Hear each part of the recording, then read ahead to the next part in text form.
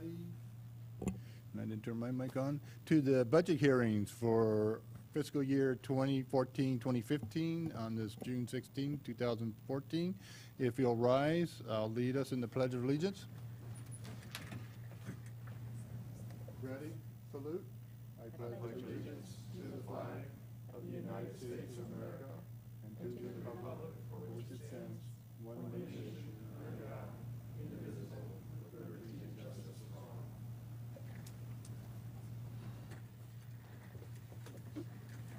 Would you entertain a motion to acknowledge certificate of posting? So moved. Have a motion and a second. All those in favor? Aye. Passes 5-0. Mr. Espinoza? Thank you, Mr. Chair.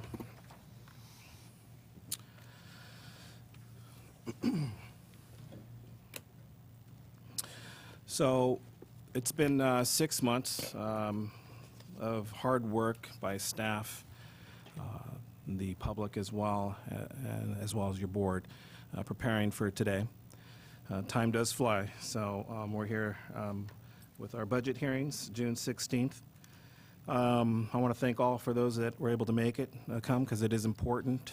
It is, our spending plan for this next year, and it's extremely important that we have everyone's input if need be. So, as last year, what I did is I went through the outline of the agenda, because there were significant changes from what we did the prior year.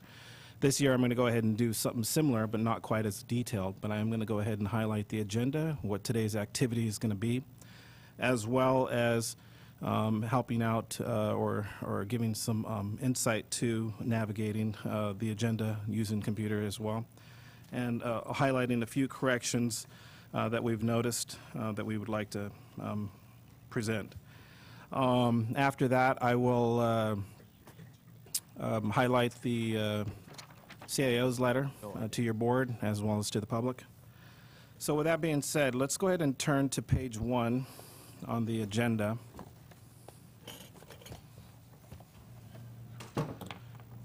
And today, what we're going to do is, as you can see here, we have the budget hearing beginning at 9 o'clock. We will be discussing the consent agenda as well as the regular agenda at this time. And then at 1:30, we will go ahead and have a discussion, a public hearing, capital outlay budget. And then we will continue with our regular agenda for the budget hearings thereafter. If we need to continue the budget hearings, we will continue that tomorrow after the regular board meeting. So make sure the public and the board is aware of that.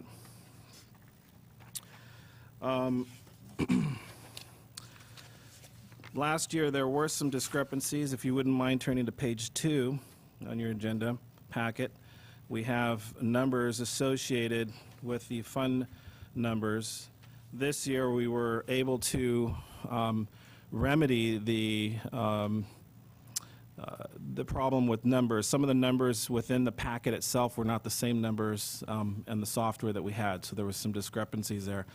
This year, as you can see, we have the page numbers associated with the actual fund number. So when you click down, let's go ahead and click to item number 11, the abandoned vehicle abatement, page 177. And you'll also notice one thing I want to highlight is that the actual fund names are not highlighted in purple or some color that we probably are used to seeing, but they are linkable. So when you actually move your mouse over that particular item, it does actually go to that page. So when you click on it, you'll notice within the reader itself, it'll actually show page 177. So that was the same page number that we actually had in the agenda packet. So I just wanted to make sure that whenever we're referencing it today, it's at the actual number. So the number that we have highlighted in the packet is the same as what we have actually in the reader. Okay. When you scroll down to the bottom of the abandoned vehicle page within the line items, you'll notice that it says return to agenda. This is also unique. We made some edits to this when we turn to the agenda. Normally we turn to the top page, In this case, we're actually returning to the page itself where we left off at, a little bit easier to navigate. In some cases, you may not see it, but it's at the top of that same page, so you may have to scroll down just a little bit. Just want to make sure that everyone's aware of it. With regards to actually this particular item on consent, I just wanted to make sure the board was aware that we haven't got the final certification on Measure F for the Abandoned Vehicle Abatement Program, but most likely this particular item did not actually pass the ballot. So what we're going to have to do is we're going to have to revisit this, and we'll probably bring this back to your board at a later date, but soon thereafter. I just want to make sure that you're aware of that. With that being said, I also would like to highlight the agenda itself. So with regards to, as I mentioned a few minutes ago, consent and regular agenda, as last year and the years prior, last year we actually put the subvention funds on consent. So all of these funds are either funded outsourced from outside funding, and we have these particular items on consent. The regular agenda is obviously following last year's model, or last year's agenda. With regards to schedules, the one thing that we've added this year, we've added all the schedules to the budget. Last year we didn't actually have all the schedules tied to the budget, and the reason why is we're going to actually have an adoption of a resolution this year at the end of the actual budget hearing. So just wanted to make sure that the board is aware of that. If you click to page 33, so all you have to do is highlight up on top, type 33. It'll actually take you to the schedules. Schedule 1, so 32, page 32, 33, and so on. Those are all the schedules that we will have submitted. Now, as always with the budget, and there's always things that come up. There's some corrections and some fine-tuning, some adjustments that we may need to make. With that, one of the items that has come up this year is, in this case, is integrated waste. Waste Solutions is requesting a commencement of the new operating agreement set forth between the county and Waste Connections, and that was back in 2010. There was an agreement that was made, and they're actually moving forward with the commencement of that. And we received a letter in April stating that they wanted to move forward with that. With that being said, we were in the process of working on the budget. So there are some corrections within the schedule that we will be highlighting. So what we're requesting your board, Mr. Chair, is we would like to pull item 50 off of consent because of those corrections, and we want to make sure that we highlight those corrections for the board. And one of the things is there was some funding that would be transferring about $4.9 million, and Melinda's going to actually highlight those numbers for you and explain kind of what the plan is going to be for this year. Okay. In addition to that, our integrated waste director, Mandy Rose, will be giving a presentation tomorrow as well to your board, and to highlight where we've been back in the last 4 years, where we're at today, and what the plan is in the future. So I just want to make sure the board's aware of that. So as I mentioned, after, if you look at the very last page there, page number 6, I believe, actually, page 5, final deliberations. And then you'll see on page 6 the adoption resolution adopting the fiscal year 2014-15 budget. Under section code 29001B, as well as 29088, under the County Budget Act, we'll be adopting fiscal year 14-15 at the end of the hearing, as I mentioned a few minutes ago.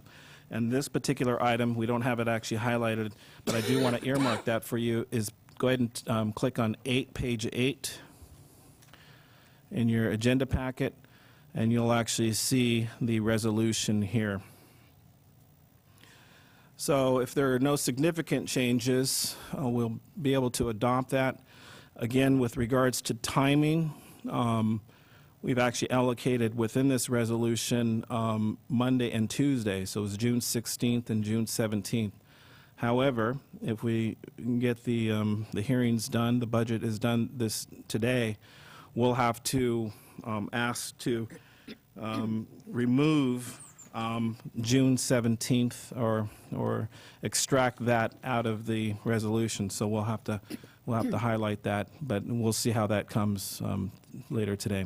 And again, if there are any significant changes, we'll obviously have to, Melinda and I or someone in the administrative office will make some edits within the resolution and then bring it back to your board either at the end of the day or tomorrow. Just want to make sure the board's aware of that.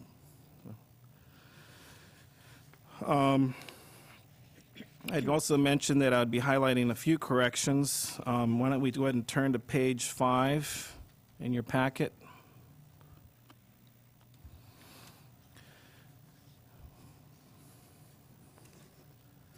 And go to item number 89, last item, appropriation for contingencies. That particular item is not linked, and it doesn't have a page number. But for your reference, it's actually page 313. So when we actually review that item later this afternoon, hopefully, or if we continue to tomorrow, would be tomorrow, we can actually just type 313 in the page number item within the reader itself to get to the page. Go ahead and turn to page 4. You'll notice item number 60 and 61 in your packet.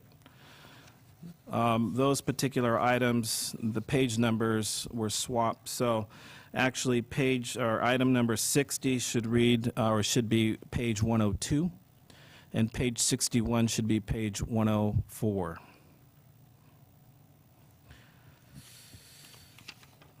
In addition to that, under the CAO's letter on page 10, there is a line item under mental health.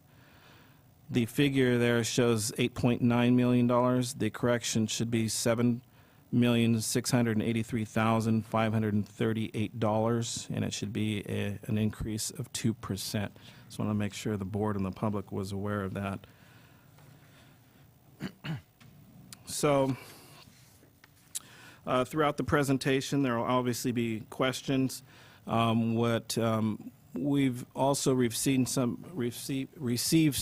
questions with regards to different items. In particular, I believe at our last special meeting that we had, actually it was a regular board meeting that was the mock review of the budget on June 3rd. Your supervisors, in particular Supervisor Anthony Botello, requested more information with regards to the courthouse security and the staffing levels. So when we are actually reviewing the sheriff's fund, we will actually pass out, Melinda will pass out a sheet of paper that will actually highlight the staffing levels that we'll be sending off to the DOF. Yeah, Mr. Chairman, if I may add, just attended a meeting in Nevada City, RCRC, and the $1 million budget allocation for courthouse security apparently did pass, but what was highly recommended is that, or is probably required, is that we demonstrate the need for the security costs that we have a need for. And so I really believe that this will help demonstrate that need to the Department of Finance, and that we qualify for the monies that we should be getting anyway. So I think there's an added importance that we do this. Thank you. Okay. With that being said, I'm going to go ahead and move forward with the highlights for this year's budget. In particular, I'd like to first I'd like to thank all the employees within the county for all their hard work over this last year.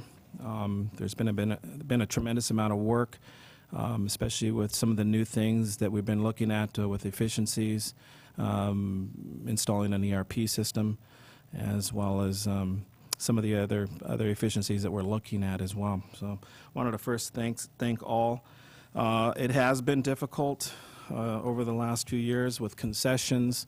There's been some difficulty to meet or have a balanced budget, and some of those difficulties that we were all faced with was furloughs, some concessions, and other things. But you know, it was very difficult. We're still not entirely out of the woods yet, but we're looking at this year to look at efficiencies, as I said. We're still going to continue to monitor OPEB, PERS, and our health, and we're going to look closely at our expenditures and our revenues coming in, and putting together a good plan for this next year is what we're going to be working on.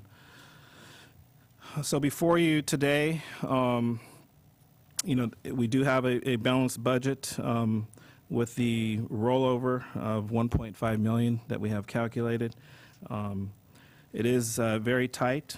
We don't have any layoffs this year. We're continuing with the step increases.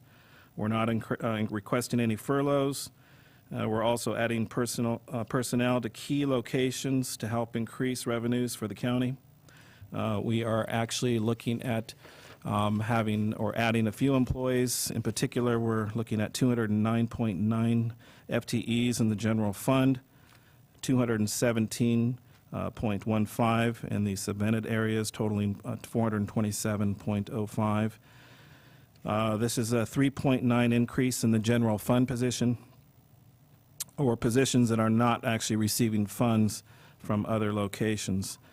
We have a $141 million budget, $39 million general fund budget, and we have been working closely with the state on many matters that have been directly affecting us. And one is the courthouse security. I want to thank all the board as well as staff for working many hours on trying to remedy that this particular issue that we have in our county. So there's another item that we've been also working on with the state is a $73 million payback for unpaid mandates, which looks like that as well passed. So there'll be some money coming to us this year as well as the next and the following year. The next year will be a lot more significant for us. Why don't you turn to page 20 in your packet if you don't mind. Again, these are the goals that we have before us for this year. We actually started the work with Optimity, and we're moving forward with that. We should be receiving a report hopefully in July timeframe, and we'll have a presentation for your board on looking at efficiencies, organizational efficiencies, and providing really a foundation for us to move forward with potential growth in our county. The other item we have here is the ERP, and there's been a tremendous amount of work that has gone on with that. We have Joe Paul Gonzalez has been living ERP. He's done a lot of work, spent a lot of weekends here, along with staff. We have the accounting side, auditing side, as well as IT and a few other folks within the offices that have really been instrumental with moving forward with the ERP rollout. Our plan is to roll it out July 1st, which is right around the corner. We're still on track for that. There's been, a few stumbling blocks, but they've been able to overcome them. So it's been a tremendous amount of work, and that's going to really help out a lot with the efficiencies as well. Moving forward, the reduction of paper, the costs that are associated with that, and so on. The other item we're working on is a 5-year plan. Supervisor Rivas had mentioned before that he wanted to get more solid cost, and really the projections when we bring people on is how we're going to account for that. So this 5-year plan, our plan is to address those questions or those requests from your board and really quantify the growth that we're going to have tied in with the Optimity report. This year, we also addressed, our vacation sick accruals and dealing with OPEB through our teeter. So that's something that we've been working on. So, in light of what we've done and what our plans are, we're still, the light's at the end of the tunnel, but we're still not, quite out of the woods yet. However, our plan for this next year is going to be strategic. We want to make sure that we scrutinize everything, our revenues and expenditures, so that we can truly have it balanced using the current revenues equaling current expenditures. So, with that, that's about all I have on my side. So, Mr. Chair, I'd like to go ahead and hand the floor back to you. All right, thank you, Mr. Espinoza. I know I mentioned it, I think at the June 3rd mock hearing. I do want to thank all the department heads, all the staff that has worked so hard, yourself, Melinda, Sarah. I wandered down here Saturday morning and spent 3 hours with you going over the procedures for this. I know you guys were putting in a lot of time, and I certainly appreciate your efforts. Let me get back to, just as kind of, so everybody kind of knows, I'm hoping to have a 10-minute break at about the 10:30 mark. Want to break for lunch at noon, or as close as we can, and then we'll come back at 1:30 for the public hearing, and hopefully we'll wrap this thing up this afternoon. I don't see any reason why we can't. It's not part of the, it's not listed as part of the agenda, but I want to, and I've also had a request to discuss the budget policies document again, so we'll probably look at that at some point and just touch base on that. And with that, I think we're ready to turn it over to Melinda at this point, or do we just need to go to consent? Consent item. Okay, so we'll go to consent. Yeah. I've been asked to pull items 1, 2, 10, and 50. Is there anybody from the public that would like any of the consent items pulled? Seeing none, and we have no speaker cards on any of the consent items? Okay, then I would entertain a motion to approve temporary due pass for the consent agenda. So moved, Mr. Chair. Second? Okay, we have a motion and a second. All those in favor? Aye. Those opposed? Passes 5-0. We'll move on to item 1. Supervisor Patella? Oh, okay. Yeah, this is kind of quite a few things here that is receiving funding. Let me start with victim witness. That's a service that we generally receive a grant for, and now we're going to fund it. What, about 13,000 is what I read in the but here it has 20,000 out of the general fund. Is this something that we expect to become a general fund type of service and department now, or? So victim witness, they do receive a grant every year. Some of their their fund has been a little bit running kind of in the negative, so to speak.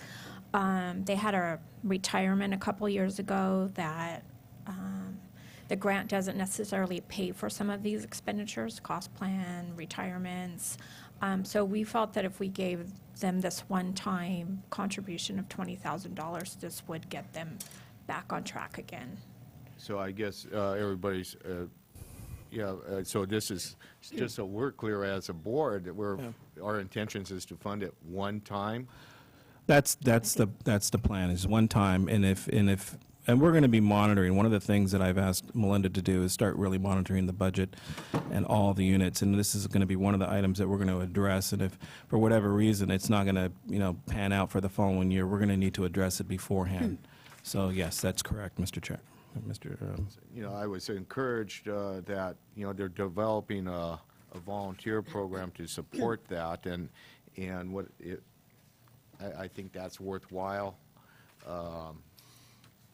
But also I think we need to continue to be aggressive to try to get that, the grant funding or through some sort of a court fee program or what have you to fund that. But I think it's an important, service and need, but, at the same time, we got to be very cautious as far as, how much is involved out of the general fund. The court maintenance effort is a pretty significant increase. Is that maintenance across the street? Can you elaborate on that a little bit? When the courthouse moved in, It's 623608.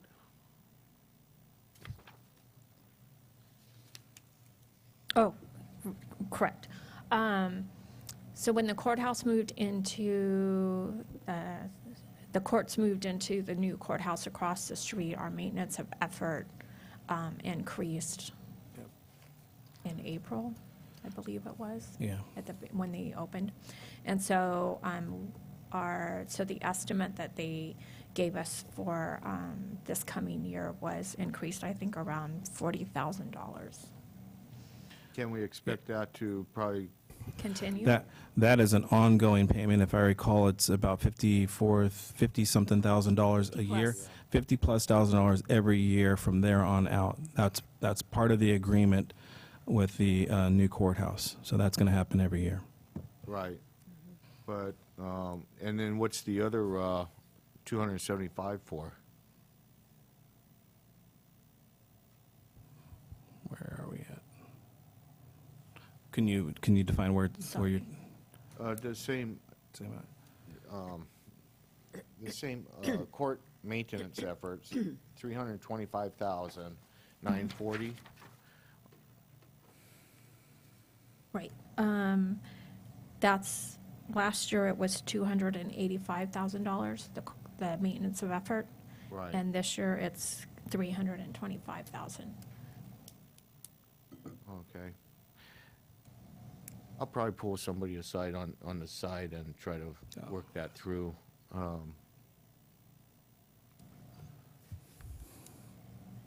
And what else I thought I saw something else I wanted to ask about. I think that's all I have for right now. Thank you. Mr. Chair.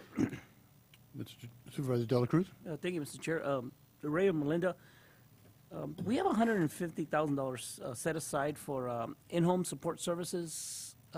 It went from 300 to 150. Can you explain why 50% drop? Is it the state of California is backfilling those additional funds I'm sorry, in which one?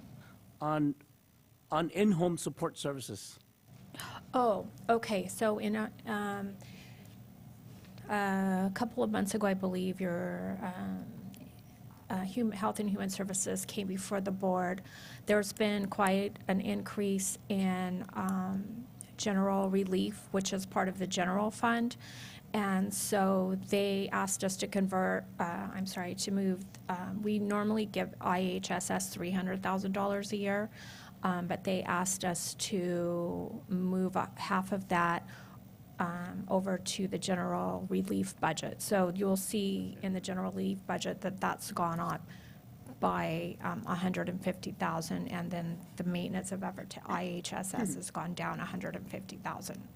It's not really, we really didn't decrease it, we just kind of moved it to another fund. To another fund, which means for other purposes? Or Pardon? it's still the same as for in-home support services? It's just calling general relief? That's what you just said. You said that you move 150 to general relief. So our maintenance of effort to IHSS has been reduced to $150,000. But if you look at our budget unit, which I believe is 520, In the general fund, it's been increased 150,000. Okay. I'm gonna, I'll, after the meeting or some other time, I'll take a break, I'll ask you guys a question. Jim?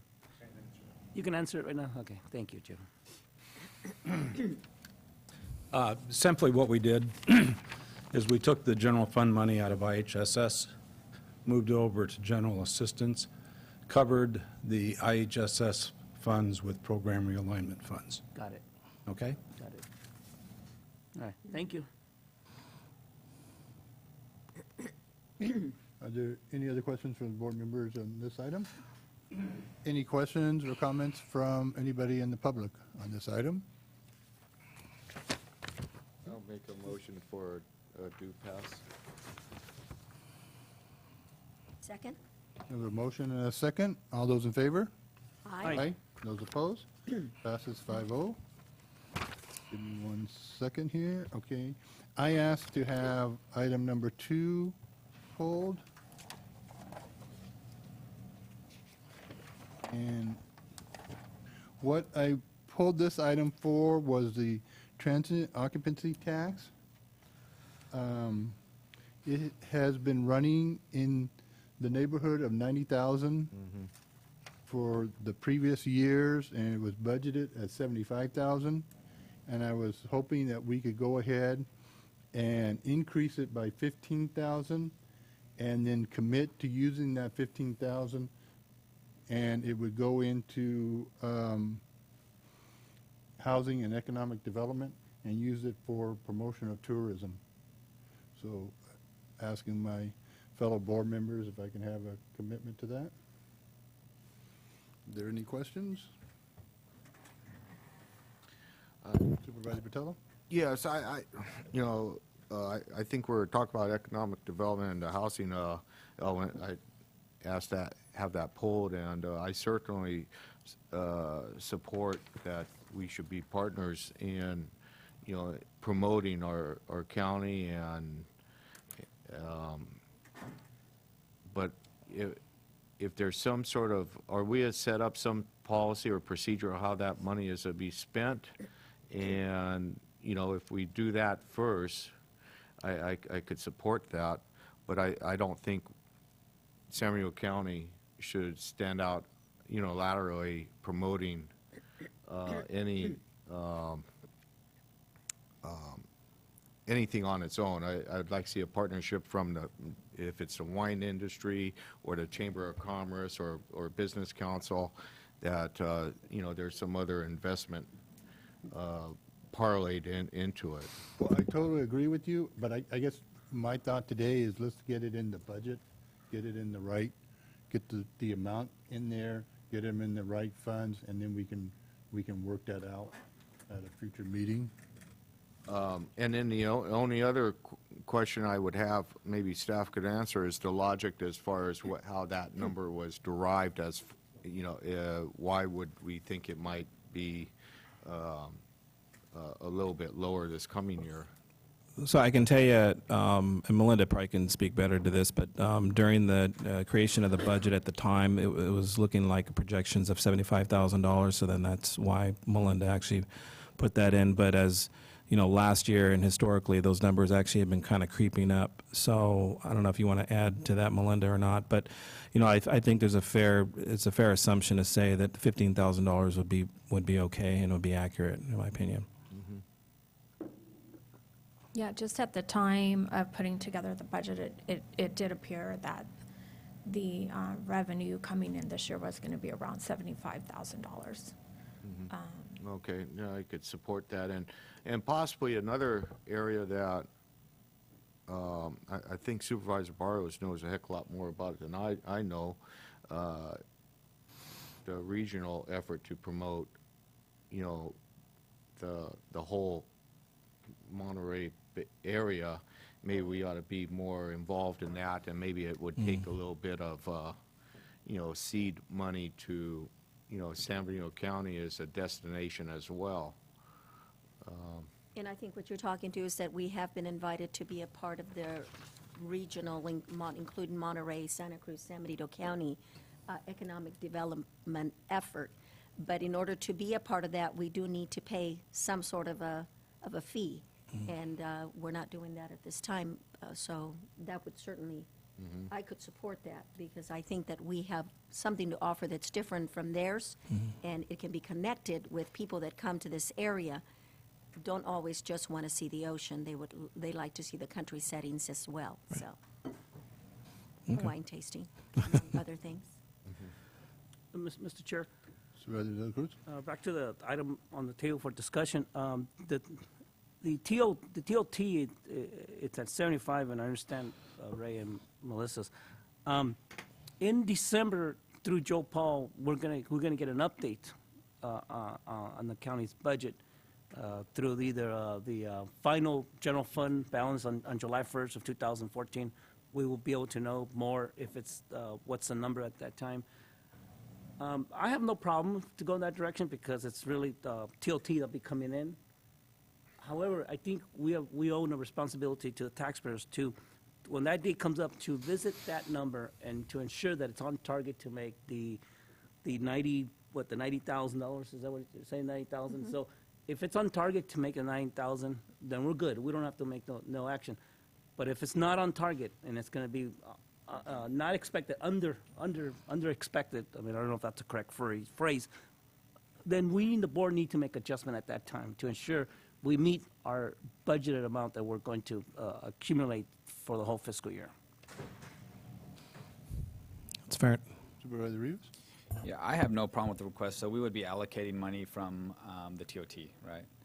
So I have no problem with that, but I do agree with what's been said, is I want to take a strategic approach. I mean, I have no problem saying, hey, we can use this money, but I'm not going to approve the use of the funding until we have a plan in place. And that is not my intent today. My intent is just to get it into the budget. I thought this was, staff was kind of going maybe a little too conservative in their estimate on what, because I believe for this year in the third quarter, we're already at 90,000? So, 80 or 90,000, and we still have another quarter to go. So basically for 3 years, the last 3 years, including this year, we're hitting the 90,000 mark. And I just thought, it's a pretty easy, yes, to put add 15,000, where we've been hitting 90,000 for the last 3 years, add the 15,000 back in, commit to using it for promotion, and I don't want to get into details of how we do that now. And then when we're discussing the TOT tax tomorrow, because one of the criticism has been that none of the TOT tax presently is going into promotion. So we can sit there and say, yes, we're making that commitment to help promote the tourism industry with the TOT money. That was just strictly my thought today. Right, and now with, I don't want to go into too much detail, but I hope at that time you could appoint an ad hoc a committee, and they could brainstorm ideas and bring them back to the board, so we don't take up an hour. We could sit here and, like we Right. usually do, and Yeah. say, let's do whatever with the money. Yeah. And Mr. Chair, I think that would go a long ways in gaining the trust, and Sarah knows how difficult it has been to gain the trust of the business community that is wanting to promote tourism. But I think, like I said, that it would go a long ways if we have a plan and we do this strategically. And I think when we approach them again, they will be more apt to come to the table and join us. But what I'd like to say is, do we need to increase it to 90,000 today? Or could we just say that we'll leave it at 75, and anything above the 75, that we will use that, and we'll have a plan later, that we will use that specifically for promoting tourism? Could we say that instead of changing the number?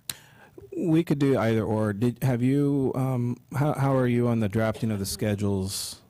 Are we good with that, or Yeah. would you rather stay with the 90,000?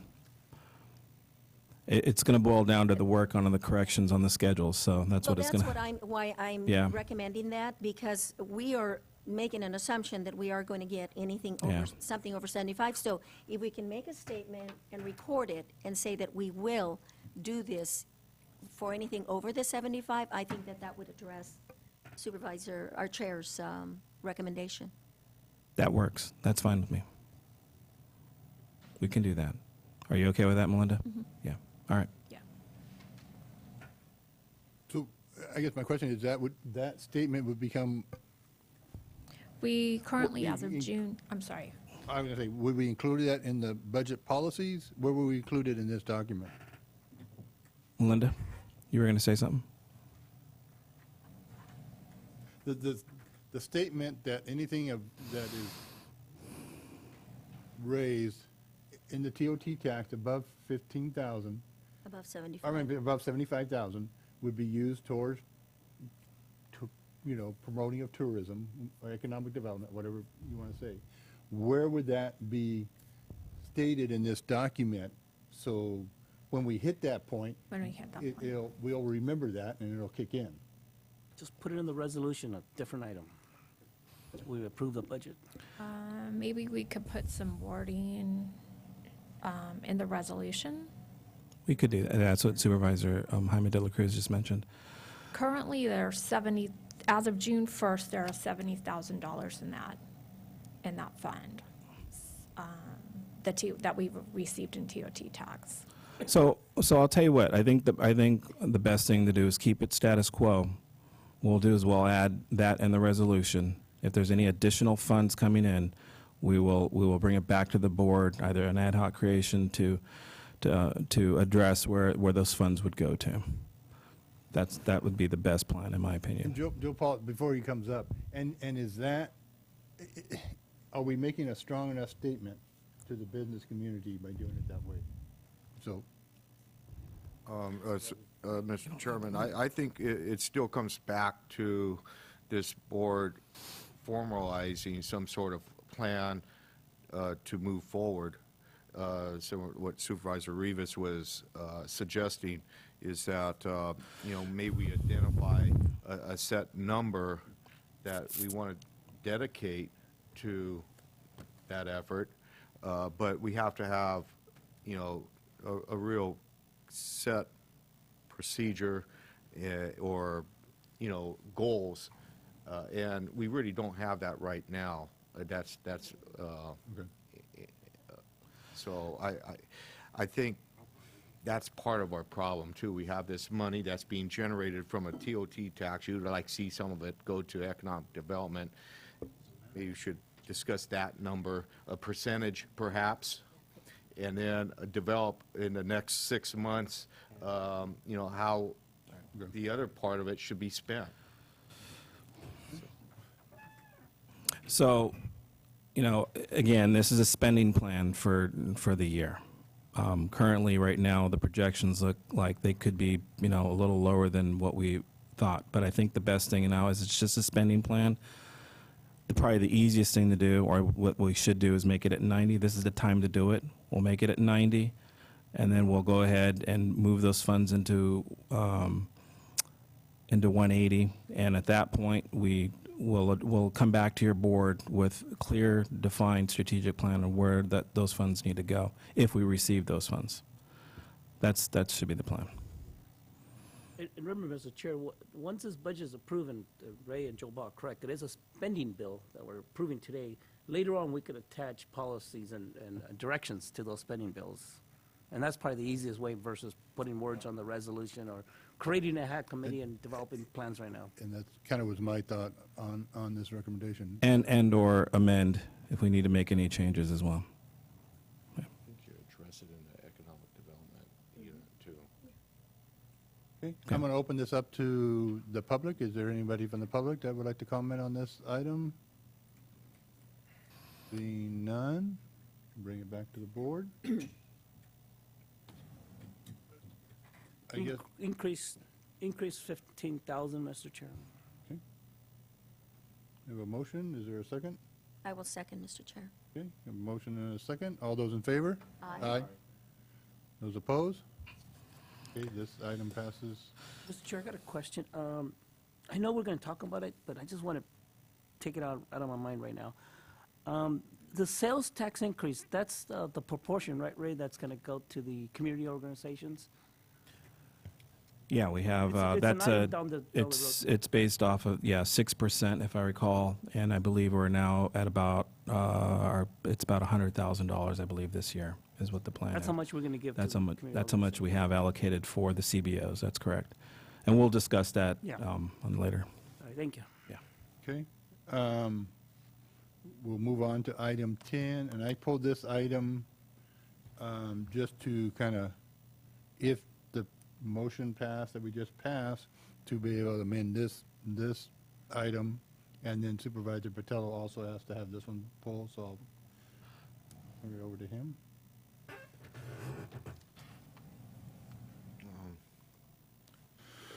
Yeah, anyway, one of the things, we have an allocation on this for the $10,000, and I assume that's for the EDC, that we allocated that money, what, 2 years ago? Are we going to continue to earmark it for EDC? Does this board still, I don't know anything what's going on with that group. Yeah. And maybe perhaps this is the money that, Supervisor or Chairman Munzer was alluding that we use for maybe some other purposes or something else that might get us some, some traction, and then add to that, maybe the addition of what we were just talking about a minute ago, and make that a significant amount. $10,000 doesn't get you across the street with anything. And maybe we should take that additional funding that we just approved out of TOT, add that to the 10,000, and not earmark it, and develop a plan that this board could work with in some form. Does that make any sense? Yes, and to answer your question with regards to knowing what's happening with, the economic development, yes, that kind of has gone by the wayside. I know that there was an employee there and was no longer working there. It was kind of spearheading economic development here in our local area. And, I think it's prudent to say that we probably need to look at this, especially with regards to my opening remarks, looking at revenues, and these are things that we have to address this next year, and how we actually plan on spending some of these monies. I think that's exactly right. That's what those monies were for in the past. They were actually a lot more. I believe they were closer to 50,000 in years past, and we've actually brought those down. I think we were bringing them down to 14,000, and then now we're about 10,000. So we have, just so the board is aware, there has been some requests internally within the local county, the local area, for some website work and other things that we came to your board in the past, and we utilized some of these funds for that. So again, yes, we need to address that, and Mr. or Supervisor Patello is absolutely correct. We could use that for economic development of any sort. Yeah, and that goes along with you have allocated 15,000 for professional services. What specifically you have in mind for that? So last year, we had a position in this department, in this budget unit, that was working in conjunction with the city and I believe CSWD for some housing, I think it was low-income housing. That position's gone away this year. The person left that position, and the funding sources were no longer available. And so this is set aside, 15,000 is set aside. I believe the city of Hollister is working with a company, and so this is also our share to be, that we're estimating that could be working with that company also. Are you in reference to that branding concept that totally different? I don't. No, this actually comes out of our planning department, and we have Byron Turner here. He's our interim planning director. There is work that needs to be done that is associated with this particular office, RDA, and Byron here can explain that more. Yeah, we're working with the city and contracting with a private firm. This is regard to the low-income housing and the home funds and tracking the funding that the county gets and making sure that we're using it appropriately. So we're contracting with the same firm that the city is contracting with to make sure that everything is kept up. All other services that were done by CJ, we're kind of absorbing into planning, which is the looking at refinancing and the income limits and things like that. So this money is going to help us keep those programs going, but at a minimal cost. Supervisor Barris? Yeah, Mr. Chair, well, you wouldn't have the answer, but Byron probably does. The monies, the revenues that we had in prior years, 94, 100,000, 165, where was that coming from? Because now we have no revenues. Were those grants? Grants, and that was one of the, last year, if you recall, we didn't have any layoffs, but there was potentially one person, and unfortunately it was CJ, because his job was created with grants. Okay, And so that the went grant, away. the grant went away, and so that's when we started working at, okay, how can we make this work? So we were working with the city and a lot of, different agencies try to make a joint effort and have him here, and then he eventually moved on to a different employer, So what we're doing then is still addressing the need, but just by a different method without an employee. Without an employee, Without an right? employee. Okay. That's correct. And actually, Mr. Chair, Supervisor Barrios, actually, there's two activities in this one budget.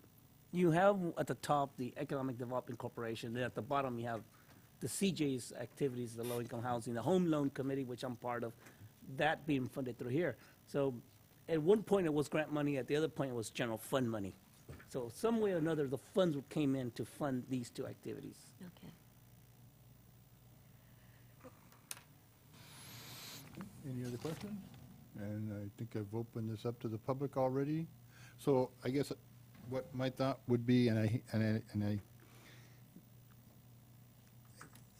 the 6221 is membership dues, but I don't like that title, but I think if we can move the 15,000 into that line item and make it 25,000 now, is that the plan of the board? So my thought was to increase, I originally, I was going to increase membership dues by the Yeah. 15,000. So we would know where that was earmarked. So it'll be $40,000 total budget down in this item then. No, Subtotal. 25. No. Correct. 25, right, Mr. Chair? There's a little bit of cost plan charges in there, but yeah, we would increase it 15,000. We're going to increase it to 15,000, right? Increase 15,000. Because that 15 is for- 25,000, 25, maybe right? $25,000, I'm that's moving correct. that to 15. We're generating a new 15,000. Correct. So the revenue then would show up on the other side that we just went, and then the expenditure would be here. Is that Yes. correct? Correct. Yes. Okay. Yes. Right, That Melinda? would keep our budget balanced, yeah. That's what I want to make sure. Okay. Okay. Do I have a motion? So move, Mr. Chairman. Second. Okay, a motion and a second. All those in favor? Aye. Aye. Those opposed? This item passes 5-0. And then I've been requested to pull item 50. Mr. Espinoza? Yeah. Thank you, Mr. Chair. So this particular item, item number 50, we asked to pull it due to a letter that we received April 4th from Waste Connections. This particular letter stated that they were electing to unilaterally waive the requirement set forth in Section 7B of the Sixth Amendment, and in essence triggering the commencement of the new operating agreement, which was entered December 21st, 2010 by your board as well as Integrated Waste.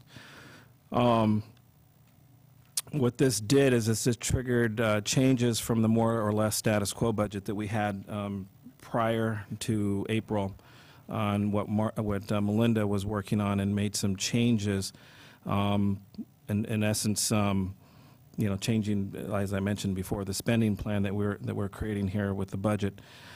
So with the anticipated monies being transferred, we're asking to earmark those funds during the onset of the year or right now, And what we want to do is highlight for you those changes within the schedule. I have Melinda here to kind of go through the budget as well. There are some other items in here that we would like to highlight that are a little unique and different from what we've had last year as well. And I think it's important she highlights those. We also have Joe Paul Gonzalez, our auditor, here to discuss a little bit more about the transferring of funds from the closure, post-closure that is being requested by the Waste Connections, and that's about, the last that I heard, it's about $4.8 million, 4.88, so it's close to $4.9 million. Again, as I mentioned, Mandy Rose will be highlighting this particular item tomorrow during the regular board meeting. But Melinda, if you'd like to go ahead and highlight the line items, and then if there's any additional thoughts or input from our auditor, he can highlight that as well. Okay. First of all, we have, if you look in the requested column, there is some wording that says currently, and then there in the recommended column, there's some wording that says life site change. When we first met with all the departments, it was early in May. And so our requested, the requested column shows the status quo budget for the landfill prior to the exercising of the light site change. And so the requested column is status quo before the letter was signed for the light site change. And then the recommended column shows the new budget with the new life site change option.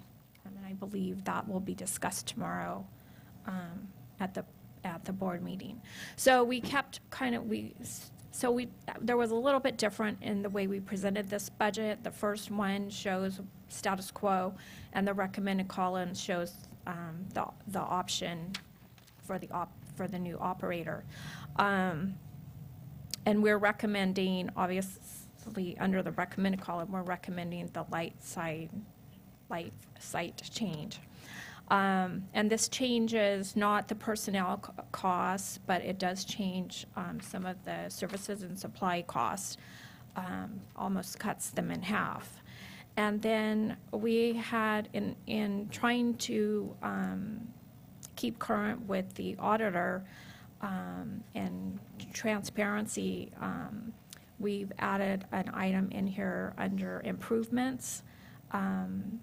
Currently, in the recommended budget, it was $1.1 million, and that was for the resource recovery park expenses and a small amount for the closure costs. However, we didn't capture the amount that's also being used for the John Smith overlay, and so we're going to essentially be changing the schedules. We're continually changing them to add another $1 million, which will be shown in the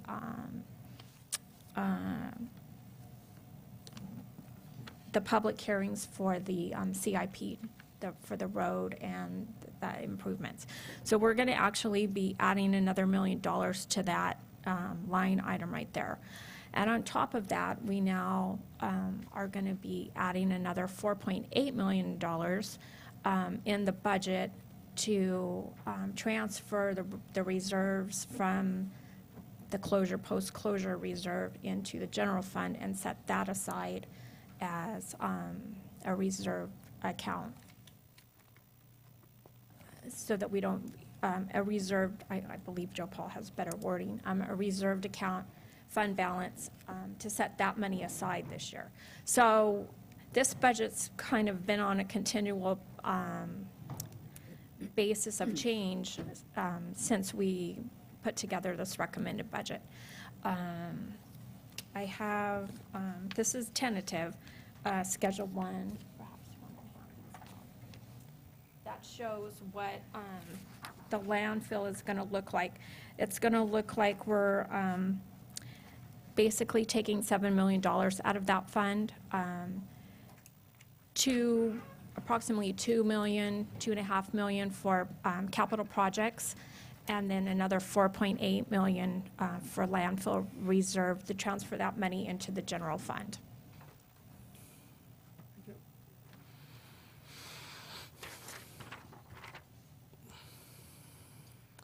So I have a question, Mr. Chair. In regards to this item then, we really, until tomorrow, when we have something and when we approve or not approve the item on the agenda for tomorrow's regular meeting, we really cannot move forward with a temporary due pass on that until that becomes a voted on item, right? That's obviously up to your board. The temporary due pass would be based upon the item, and I'm not sure exactly what the item is tomorrow, but that's an explanation of what's going to, I believe, an explanation of what's going to, how the landfill operations are going to change. These are all the numbers associated with that change and the CIP projects. This one here that you just handed. That I just handed you. Yeah. This is tentative, yeah, and we will be bringing back these schedules at the close of the hearings. That's what I was going to say. The schedule is going to change substantially because instead of having the 1.1 million, we'd be having a 2+ million Right. on Right. there. And And that would only happen, I'm assuming, after a decision is made tomorrow. the No. $2.2 million is actually at our budget right now. We just didn't, we inadvertently just didn't pick up the. Okay, so then it So doesn't matter that's- So what that won't happens matter, tomorrow. only the reserves, but that gives us, by going ahead and accounting for the reserves right now, that doesn't necessarily mean that it's gonna happen, or that it will happen, or that it won't happen, the transfer of reserves from the landfill to the general fund, but it gives us the opportunity to do that, should that occur That during the occurs. year. So Yeah. if we make a motion to temporary do pass, we do then need to, with recommended changes, we do have to specify that. That's correct, yes. And tomorrow, just so the board knows, is just informational. It's just to let the board know Okay, that it's what has transpired over the years and where we're at today. There's some new individuals on the board from the time when, I guess, the new agreement was created in 2010. So I wanted to do is make sure that we're all up to date and kind of know where we're at with that, as well as the status on what's happening on their end, with the bonds and making sure that, those are occurring. And today, it's just a spending plan. So that's basically, I want to try to highlight that for you, is that in order for the funds to come through, we can, we need to set this up today or during the budget hearings Okay. in order for the transfer to occur. So I don't know if you want to highlight a little bit more. Joe Paul? No? Okay. So that pretty much is it. Supervisor Patel? So when the transfer occurs, the monies are earmarked exactly to a reserve, or are we to spend it? No, well, there are some clauses within, and that's what's going to be discussed tomorrow. There are some clauses, a resolution that was passed. I believe it was a 5-year restriction of using those funds, and I believe it was from the start date on that was 2011-12, July of. So we're 3 years into that. So we're not going to be using those funds. Again, obviously, it's up to the board what the board wants to do if they want to change that.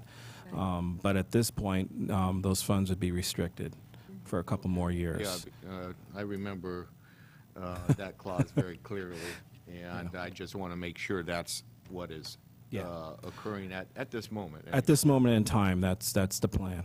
Okay. So- So, Mr. Chair, by increasing our funding sources, 4.6 million, and then that resolution that's in place, subject to the board, having another resolution to override that resolution. That's correct. It's actually going into a reserve. That is today, correct. Right It'd now, be restricted. as soon as we identify those monies. Well, no, not right now. There has to be the bond has to be posted. There has to be some other things that are going to occur on the Waste Connection Per side. Sixth Amendment. Per the amendment. So there's some other things that will continue that need to occur. But once all those things are checked off the list, then at that point, then that's when that'll So happen.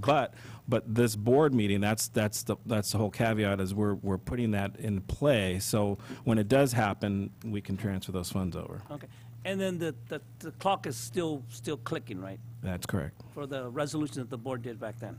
That's, well, per my reading of that resolution from 2011, from the fiscal year beginning 2011, 2012, that's correct. 5 years after that point, so we still have some more time on that. But again, you know, if some crisis were to hit us today, this board has the The authority to board, change the that board has the resolution. authority to make any edits or changes to that particular resolution if they like. Okay, thank you. Mr. Chair, could we have Melinda explain this to us, in particular, the changes? Can you just, you know, The schedule one, Melinda, she would like to have more clarity. Our schedule originally said, let me pull up that. Our schedule originally said, I believe, $1.2 million. The 146? Let me find it here real quick. So basically, the only change in this schedule is that under column 3, we're under for the landfill. It's in this second part. So the top fund said, the first black item says governmental funds on the schedule. And then the second one says other funds. It's in black and white, okay. And then within that section, there's an enterprise funds dash landfill. It's the middle item. And schedule, column 3 originally said $1,232,584. Melinda, do you know which page number that is in our packet? The original, or Ray? If I can find it. Yeah, I believe it's 32, I believe it's 32.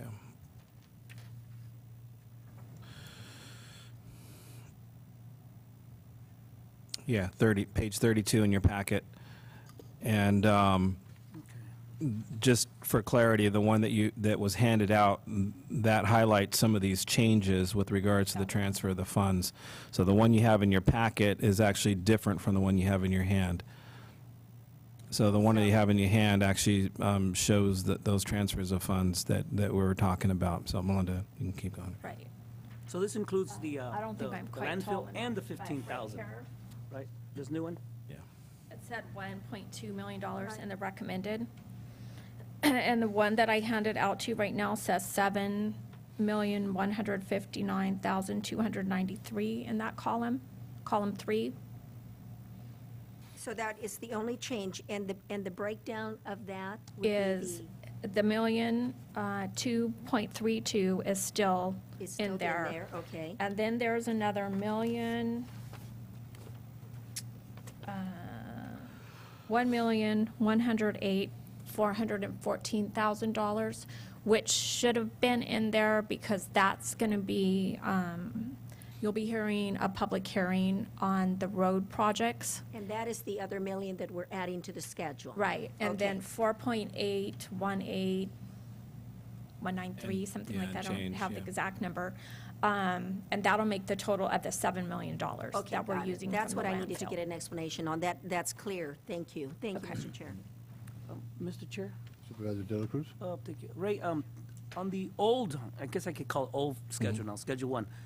On the special revenues for fund balance July 30th, 2014, we had 16.9 million. I'm sorry, we had 0. And then on the new one, we have 16.9. Yeah, and that was requested by the auditing department to make that change, but Melinda can highlight a little bit more on that if you like. It's the fund balance available, the first column, and okay. yeah. So after we put in the recommended budget, the auditor also did a review, and they put what I thought was Okay, I see it. fund balances and what they thought were fund balances. There were some changes in interpretation. And so ultimately, we put them in different columns, but the intent and the content is still the same. They're just, they're using different wording than I was using. And so some of the fund balance columns got changed, but ultimately, the content is still the same. It's just an interpretation of, and so I'm trying to change my schedule to their interpretation, to the auditor's interpretation. So we've just kept, these schedules have kept evolving, but the content of them is still intact. I'm good. Thank you. I will open it up to the public. Is there anybody from the public that would like to comment on this item? Seeing none, I'll bring it back to the board. I'll make a motion to approve temporary due pass with the recommended changes. I'm sorry, what? With the recommended changes. What's the recommended changes? Okay. Second. Okay, we have a motion and a second. All those in favor? Aye. Passes 4-0. So, Mr. Chair, before we take a break, so this new schedule is the new one, right? Yeah. The new one. They'll be As of, coming at the end. 10/13, yeah. Subject to change. Okay, now we're ready to go on to regular agenda, correct? That's correct, Okay, Mr. so Chair. maybe we can knock off a couple of these before we take a 10-minute break at 10:30. So we'll move on to item number 55, Board of Supervisors. Melinda?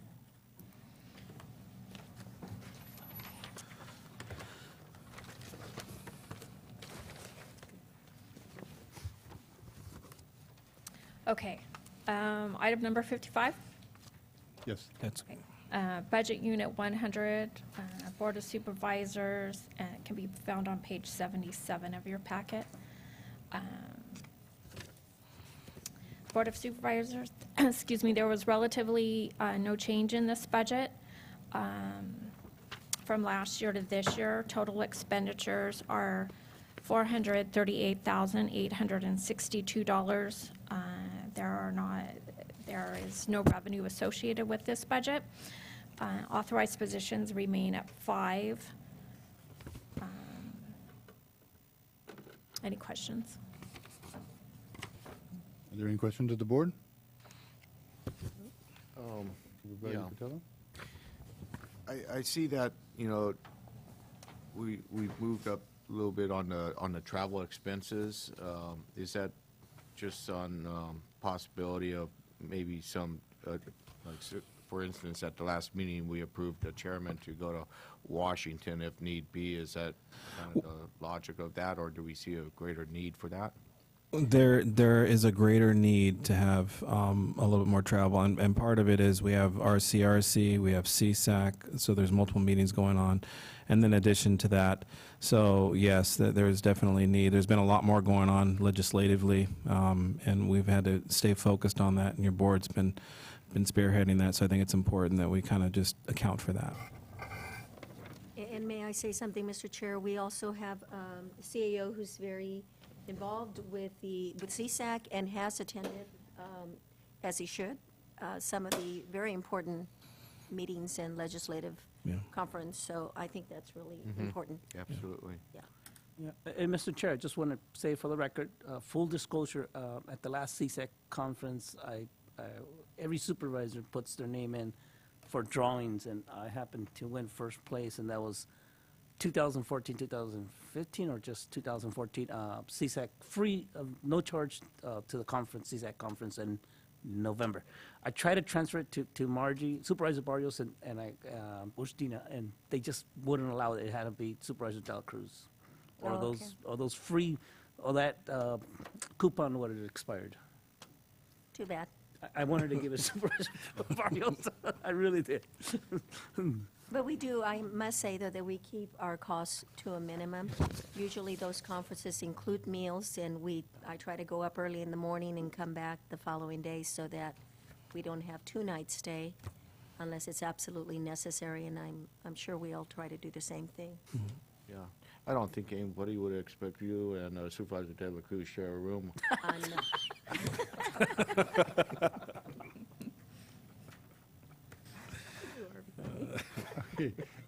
Is there anyone from the public that'd like to comment on this item? Seeing none, I'll bring it back to the board. Temporary two pass. A motion and a second. All those in favor? Aye. Those opposed? Passes 5-0. We'll move on to item number 56, clerk of the board. Item number 56, Budget Unit 102, Clerk of the Board, found on page 79. This budget is essentially status quo also. 151,405 in expenses with offsetting revenues of $2,000. Authorized positions are 1.75. Any questions? Any questions of the board? Melinda, so this was a department that at 1112 had 2 FTEs. It's now at 1.75. When can we expect it to go back to the 2 FTEs to restore that 0.25 that was reduced? Because this is I have a lot of appreciation for the clerk of the board's office and the department. They are vital to the function of the county administrative office. Mm-hmm. And so I think that, in my opinion, it is a priority to restore this department to a minimum of 2 people. So when can we anticipate that? Mr. Chair, if I may ask. So, again, there were a lot of requests of additional staffing over this last year. I actually did go to the clerk of the board and ask if there was a great need or a greater need than we have right now to go to 2.0 if we could. And in light of the budget and it being tight, we did not move forward with it, but we were going to definitely look at that for the following year. I think next year we need to address that as well. I agree with you, Supervisor Rivas. And I obviously I understand that, but I'm not going to forget it. So I hope we can get the increase because I'm going to keep at this one. So thank you. Yeah. Any other board members? Well, Mr. Chair, I don't know how to ask the question because I'm looking at the history on the 6401, which is the 887 cost plan charge. Before there was no charge attributed to this account, and then it went up to 67,000, and now it's at 13.7. I guess we don't need it here, or is just that we're trying to figure out what's the right cost allocation to this department? I just don't know. Is that something that, Ray, that just moving on is going to be almost immaterial funds, or is going to be a big budget item? I'm sorry, I didn't quite get that. I'm not So clear I on your think question. Are you asking why the cost plan charge went down so Yeah. much? And then the So- year before it was 66, 67, and then the year before that it was 0. So last year was the first year we started putting the cost plan charges into all the general fund budgets. And as you recall, the cost plan runs 2 years in arrears. That's right. And so I believe at that time we were anticipating that this year's cost plan in quite a few departments would go down this year. Yeah. We don't have as many costs to spread. Yeah. Supervisor Patel? Yeah, I think Supervisor Rivas's point, to me, it's well taken as far as, having adequate staff, and maybe that, that .25 FTE makes a little more of a difference with the record archives, which is something that I think Denise has mentioned a number of times that is pretty critical to our county, and it says right here, one of the concerns in the department is, having the dedicated staff to do some of that work. Is it possible that maybe on a little bit less of a dime to get some temporary help to kind of, secure that? If I may, Mr. Chair, yes, that's part of that pool that we put together, and that's what, if there's a need for staffing from administration or your office, that's where we can actually pull from. So that was kind of the mentality for this year. That way we didn't get tied up with adding one full FTE or something like that where we can start pulling from it. The other thing is we've actually been utilizing the WIA programs through Health and Human Services. So that's another thing that we're actually looking at. Actually, we're going to be interviewing, hopefully in the next week, to add some staff here as well. So. Supervisor Barris? Thank you. And Supervisor Botello, thank you so much for bringing that up, because that is a major concern for this county, where documents are not well stored, and they're in different locations, leaky buildings, and I know we have a plan, but that's going to take staff time, as you said. So I really just want to mention that our archives, our records need to be done as soon as we possibly can. So even though I know it's in the plan, it's good to talk about it and make sure we push it. So, thank you. All right. Is there anybody from the public that'd like to address this item? Seeing none, I'll bring it back to the board. Move for a temporary due pass. Second? I have a motion and a second. All those in favor? Aye. Aye. Those opposed? Passes 5-0. Item number 57, Budget Unit 105, County Administrative Office, on page 81 of the recommended budget. This budget has a slight change in personnel this year. Otherwise, the budget is basically status quo. There was a change in authorized positions. We're moving a management analyst from a .8, roughly 32 hours a week, to 40 hours a week. And then we had last year we had budgeted .25 of assistant CAO to also be in the Human Resources Department, and we're moving the assistant CAO position completely back to the CAO's budget. And so that will result in expenditures of $676,376, with offsetting revenues of $340,626, and that will bring authorized positions up to 4.5. The change between in the assistant CAO, but being either in the CAO's office and partially in the Human Resources Department, there is no change because that was a fully funded position to begin with. So ultimately, overall in the budget, it will not change the FTEs. It's just now in the CAO's office. So that there's zero net change to that move. Any questions? Any questions of the board? Okay. Seeing none, any questions of the public? Seeing none, I'll bring it back to the board. Move to approve temporary due pass? Second, Mr. Chair. We have a motion and a second. All those in favor? Aye. Aye.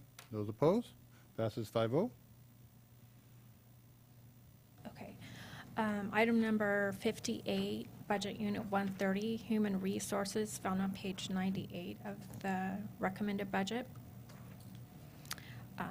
Human Resources was formerly named Internal Services Department, and we, due to the direction of the board a few weeks ago with some changes in funding, staff funding, it is now to be called Human Resources again.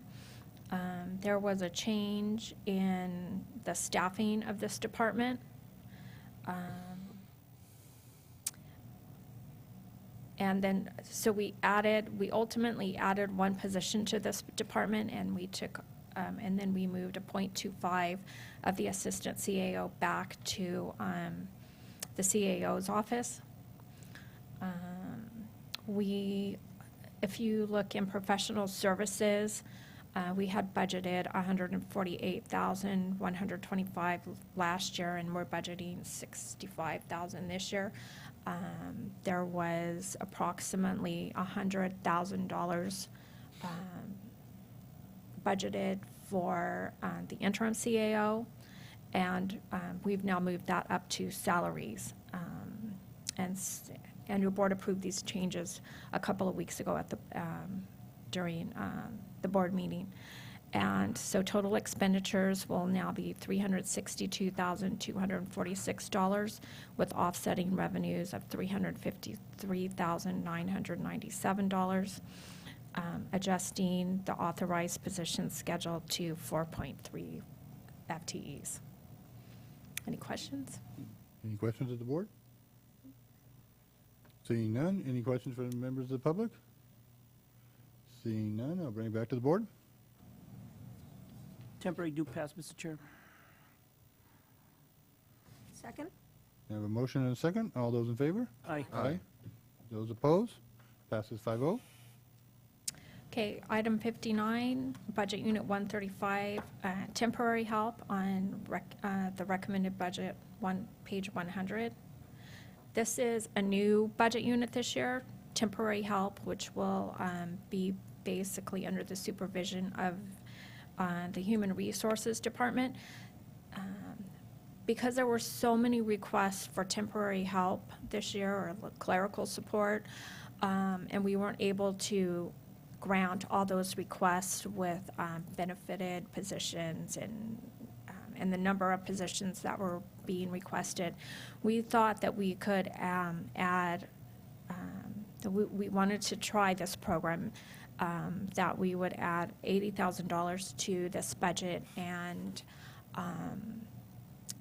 then we would be able to assist those other departments that were not able to get, that we were not able to give positions to, that we could have a pool of help and for clerical support, and that as they needed requests for a project or some ongoing clerical support, that we could use this budget to manage that clerical support help. And so total expenditures are $80,000. There are no offsetting revenues, and there are no positions, authorized positions with this budget unit. Any questions? Just a comment, Mr. Chair, that this is probably one of the best moves that we have made in a long time, because it's really going to help the departments for temporarily anyway, but I know that that help is much needed. So I really hope that this works, and I'd like to get a report back on this and see how it is, how successful. I expect that it will be. So, thank you. Anybody else from the board? Seeing none, I'll open it up to the public. Anybody from the public like to comment on this item? Seeing none, I'll bring it back to the board. Move to approve temporary due pass. Second. We have a motion and a second. All those in favor? Aye. Those opposed? Passes 5-0. Item 60, Budget Unit 190, Risk Management Insurance. That is actually on page 102 of your budget. This budget unit it houses basically the general fund's obligation towards general liability. And as you'll see in the next budget unit, we transfer workers' comp, all our workers' comp and general liability into our risk internal services fund, where it's managed and the payments are made from there. So this particular budget unit is the general fund's estimated portion of general liability to be paid during the year. So total expenditures are $600,000, and revenue, there are no revenues associated with this budget, and there are also no positions associated with this budget. Any questions? Any questions of the board? Seeing none, any questions from the member of the public? Seeing none, I'll bring it back to the board. Move a temporary due pass, Mr. Chair. Second? We have a motion and a second. All those in favor? Aye. Those opposed? Passes 5-0. Okay. Item number 61, this is actually fund number 3060, the risk ISF budget, and it's actually on page 104 in your budget. This is basically our Trindell general fund and workers' comp liability accounting, and and we have we actually have collect all the liability and workers' comp from all the departments and all the funds, all the other funds, and we put the money into this account to be managed and payments made.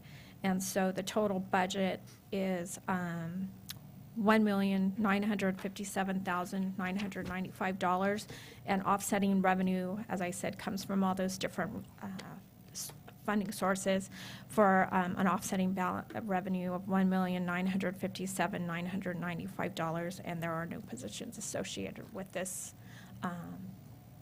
ISF fund. Any questions? Any questions to the board? Seeing none, any questions to the member of the public? Seeing none, I'll bring it back to the board. Temporary do pass. Second? You have a motion and a second. All those in favor? Aye. Those opposed? Passes 5-0. Why don't we go ahead and just take a 10-minute break, Okay. and then we'll move on to the next one.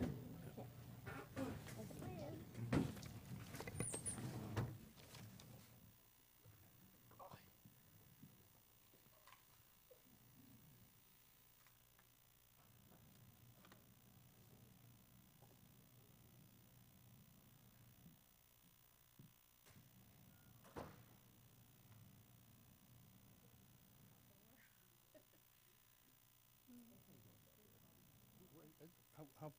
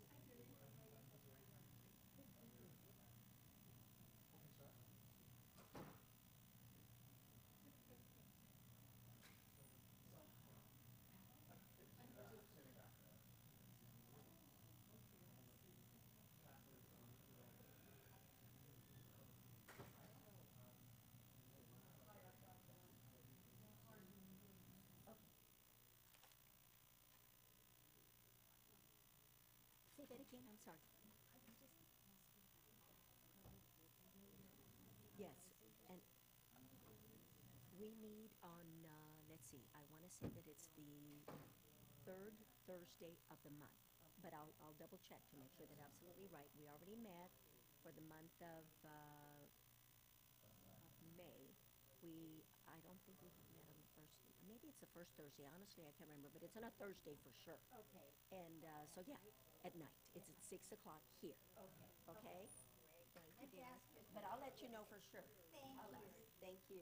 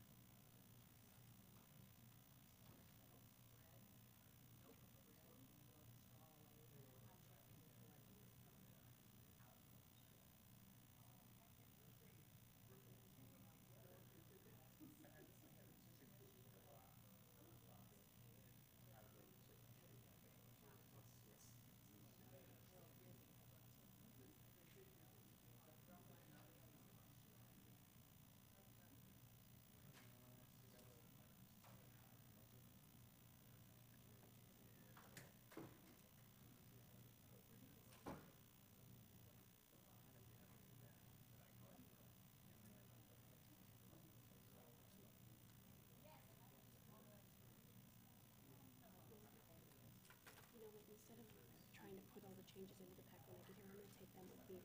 There's still a little bit of time. I should be back before noon. Are you okay with that? Yeah, I was just seeing if you were, I was just gonna make changes at noon. Okay. But if that doesn't work. No, I'll be back. I just need more, Al, so you're ready. We gotta do some exhibits. Okay. Okay. All right, we'll see you later. Hi, how are you?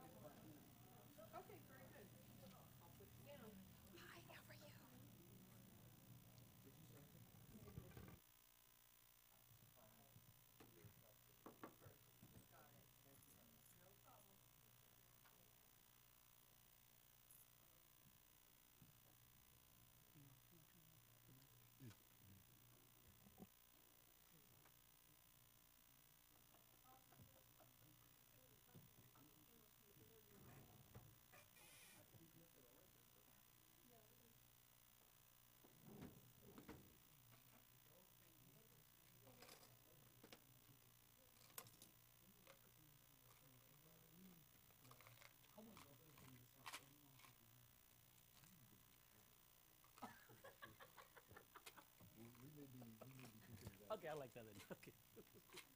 That's a good one. It's different, but.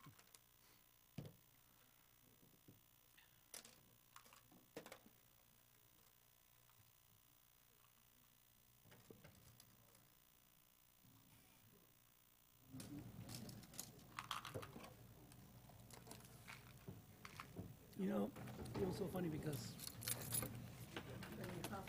Yes, I have.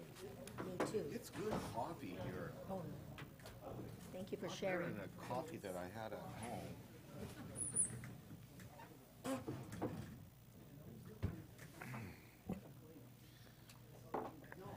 Okay, the mics are back on. I think, Where are we at now?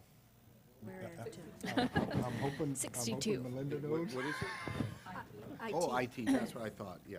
Okay, great. Moving right along. Okay, if we're ready to get going?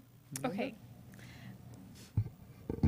Item 62, Budget Unit 106, Information Technology, found on page 107 of the recommended budget. Information technology, we added approximately $90,000 to this budget for some upgrades and maintenance on the computer system and the technology throughout the county. So that resulted in total expenditures of $544,426, with offsetting revenues of $171,241.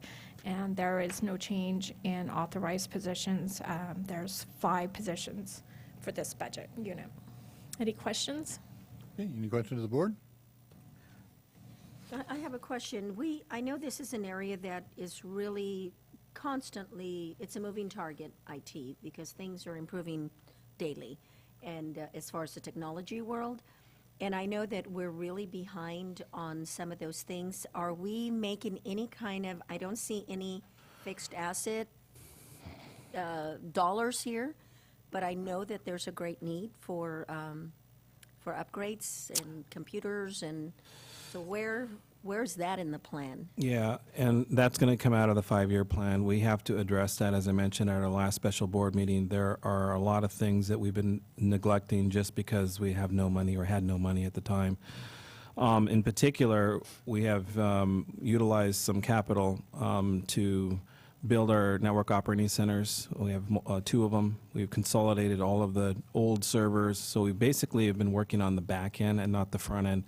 And the front end, is what I'm referencing, are the computers and the desktops, laptops, tablets, those types of things. So we do need to address that. There are a lot of old technology out there in the offices that we need to address.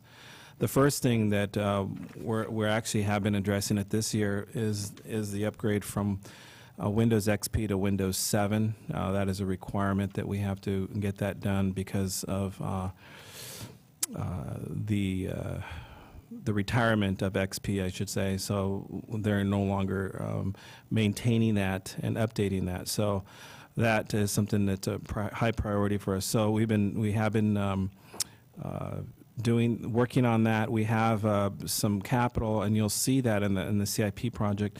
We have a few $1,000s that we're going to go ahead and put to the desktops for Windows 7 upgrades, as well as any additional hardware that we need to buy to replace the old hardware that can't even accept the Windows 7. So that's our number one priority, is to get the desktops up to Windows 7. And the guys in the IT office have been working diligently on building a plan to actually create a deployment software, or create images to deploy them out there in the departments. So that, hopefully that answers your question somewhat. I think that there's still a lot more, though, that we need to address from a maintenance perspective, from a also just a technology perspective, from an efficiency side of things to help. And one of the things we've been working on, obviously, is the ERP, which is huge. It touches a lot of people within our county. And there's a lot of other applications that have been requested by the offices. Our Public Works office is requesting some software. So there are a lot of offices that have been requesting software to help with efficiencies, to help make sure that they get grants through, to help with a lot of things. So we're gonna be working closely with the with administration on the IT side to make sure we get that in the 5-year plan, and how we're going to fund it. What's the plan? Exactly. That's And we do important. have to have a plan, because not only, we also owe it to the community, to our constituents, and I cannot begin to tell you how many times people have told me that they try to get on our website, they try to get information. People are very, social media savvy now, and we want to make sure that we can provide them the information that they need. So not only do we need it internally, but we also need to be able to have that social media out there so that they can get information for our county. Page, I think it was 20. Let me double check that in your packet. Yeah, actually, it was page 20. When you look at page 20 in your packet on our projections for next year, what our goals are, one of the goals is to address technology and social media. We need And I did see that, and I remember at our retreat, that was one of the things that we kind of put in the back burner, but it really, we need to start addressing that as soon as we can. Yeah. So, thank you. Mr. Chair, two things. One thing that I've been lobbying for a long time, that is having a global access, to the community free through the internet. And I remember the discussions were over, there's always the issue of privacy and all this other stuff and hackling. But I think today we have the technology to handle that stuff. And I think we need to continue. The library is a perfect example. They're doing Wi-Fi, in the library area. So we need to expand that by putting AP nodes out there out in the community. And the second thing is, and I always ask you this, Ray, and that is that there are a lot of business organizations, specifically by the airport, that would love to enter into the highway transportation that the county's working on with the city. Because I can give you a perfect example, and that is our company. A lot of our phones is through VOP, VOS, and we can hear people every third word. We have lost some businesses because of that. Was that a yes or a no? And we're willing to pay top dollars as a private company, and I know there's a lot of companies out there, and there's some opportunities which in the county can really generate some business, some good money back for the community with some good partnerships. One thing I'd like to add to that is we have been working jointly with the city of Hollister on a fiber project to light up the industrial side of things, our sheriff's building and the PD, Health and Human Services out in that area, north part of our county. And one of the things that we were discussing when we were creating that was to be able to get access for the industrial folks out there. So that's something that's in the makes, and we want to continue to look at that and see what we can do.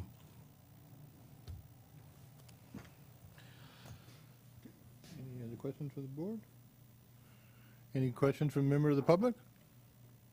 Seeing none, I'll bring it back to the board. Temporary do pass, Mr. Chair. Second? We have a motion and a second. All those in favor? Aye. Aye. Those opposed? Passes 5-0.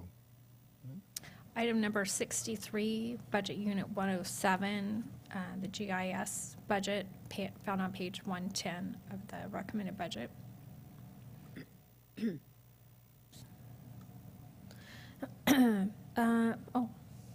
about that.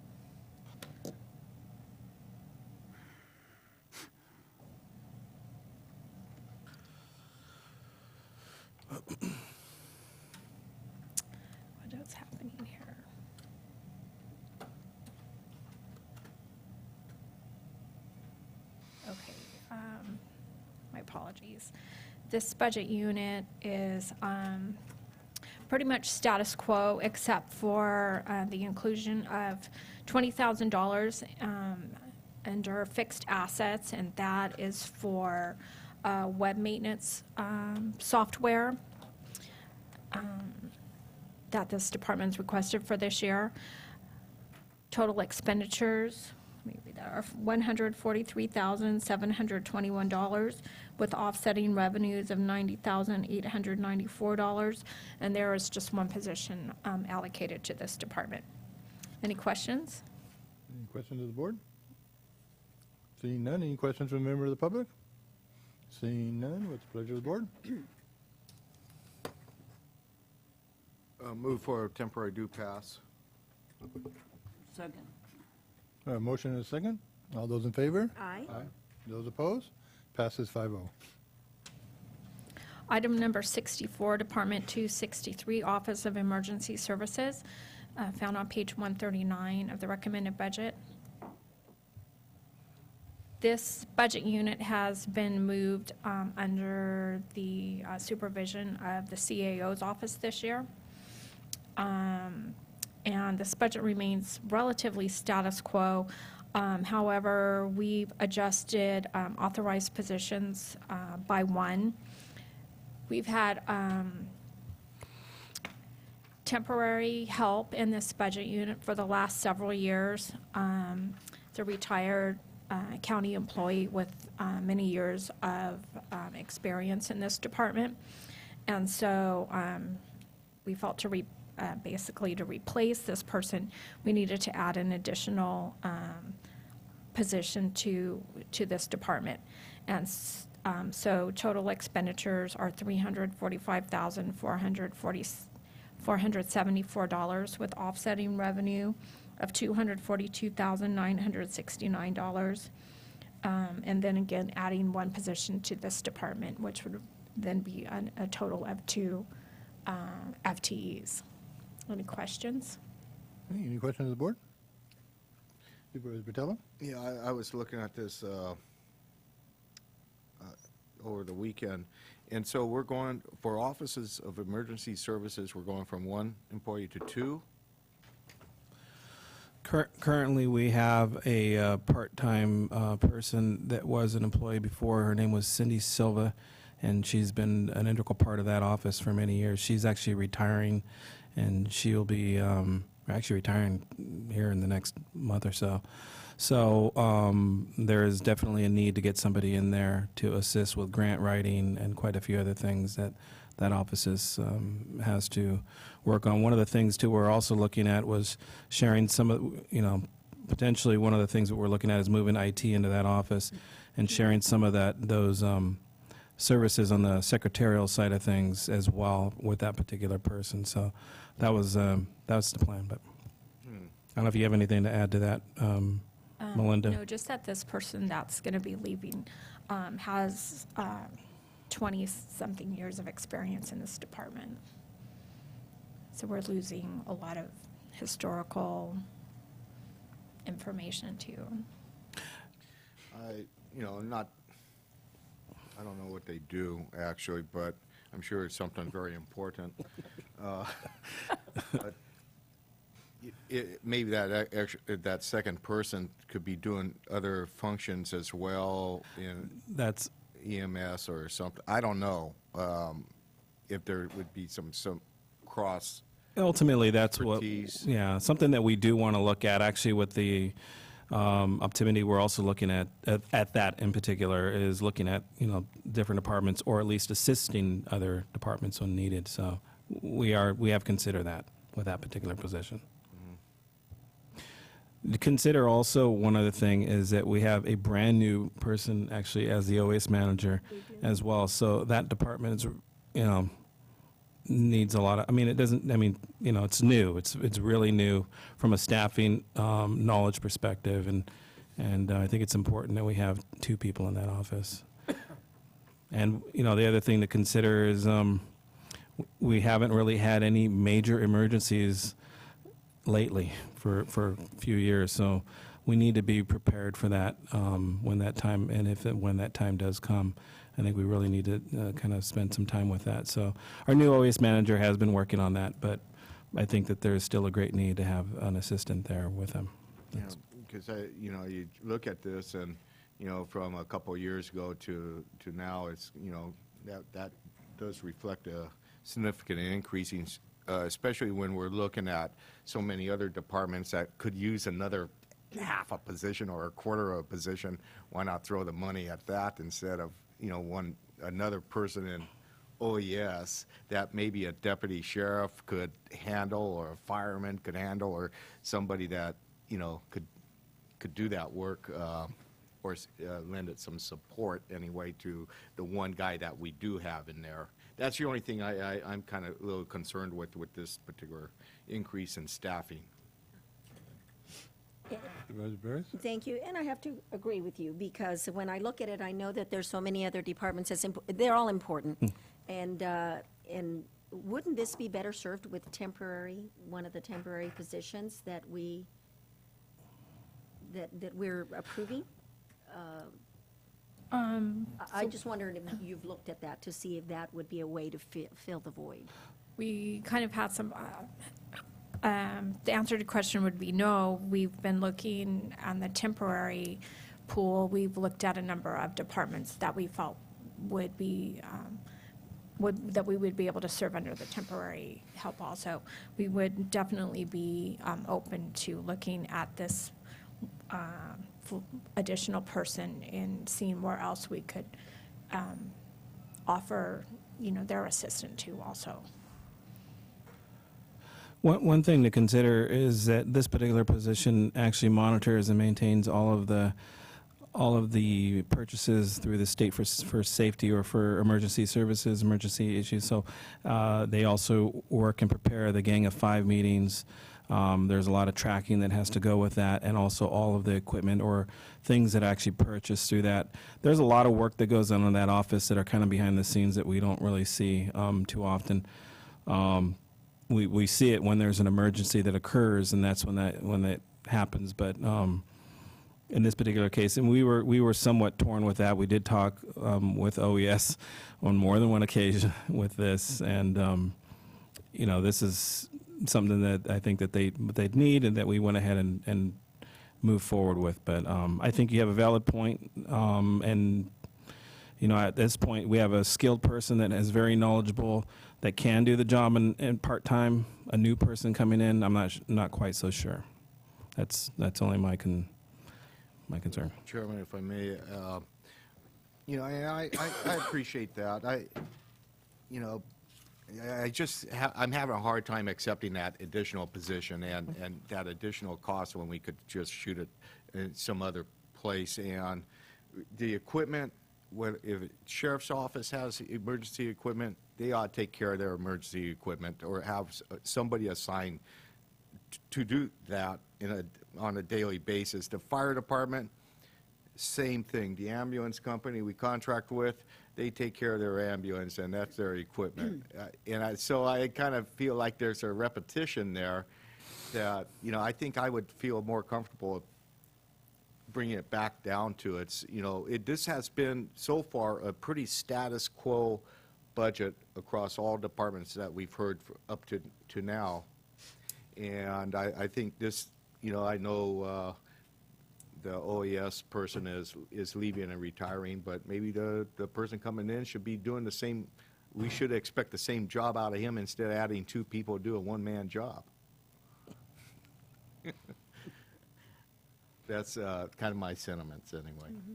Mr. Chair, I'll agree with Supervisor Patel on this one. We're adding more positions. The next thing you know, it's going to be a 10-person position, and how is it that we just delegated more responsibility to a department that had very little responsibilities, and it was under the sheriff department at one time? Yes, it was. Yeah. We're creating a monster by adding more positions and more positions. I don't see why you can't allocate a deputy figure that, work and help the OES guy. I'd rather see another deputy on the street than another OES person. That's just my sentiment. So it's a pleasure of the board what you want to do. I mean, we're more than willing to, fill that with part-time work and redirect that if we have to, the remaining part to either another office if you like. Okay, I guess my question is, physically, they're going to be right next door, right? That's correct. Or they are right next door? Yeah. So if we were to utilize a deputy sheriff to assist them, that would actually be taking a deputy sheriff off the street to do it. Correct? And then go back underneath the responsibilities of the sheriff. Yeah, Yeah. and it end up being back under basically Right. under the responsibility of the sheriff. I'm Well- not saying that they need two positions, I just want to make sure we all know that this is not a function that's happening in the sheriff's office, that he could just assign someone Someone, to yeah. assist We there. took it Yeah. back to it. So- Well, maybe it should be back in the sheriff's office, and, I think the 1.5, the .5 was a secretary answering the phone, if, whatever function that was. Point is that we're increasing the staffing level, and I don't know if it could be justified. Maybe the sheriff needs to sell that one to me, and maybe he can, the previous staff member that we had was Superman or something and was doing the work of two. But where's the increased workload? That's the point I'll support this only if we reduce it back to the one position that it's been the last couple of years.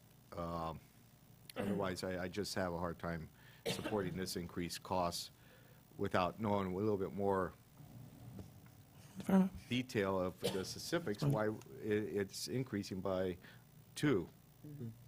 The other option, I guess, is if we continue this to this afternoon, is there somebody related to the department that could come in and? Yeah, we can do that, but I think Supervisor Patello's point is well taken, and, we definitely need to have someone there, minimum a part-time, at least that, or a temporary staff of some sort to help us with the work that needs to be done. I mean, that would be the minimum that I would recommend.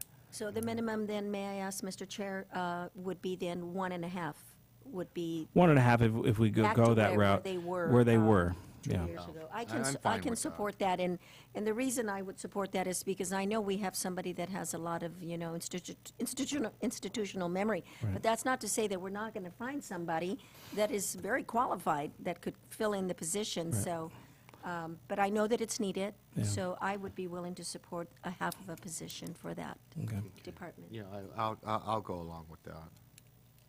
Okay, let me open it up to the public. Is there anybody from the public that'd like to address this item? Seeing none, I'll bring it back to the board.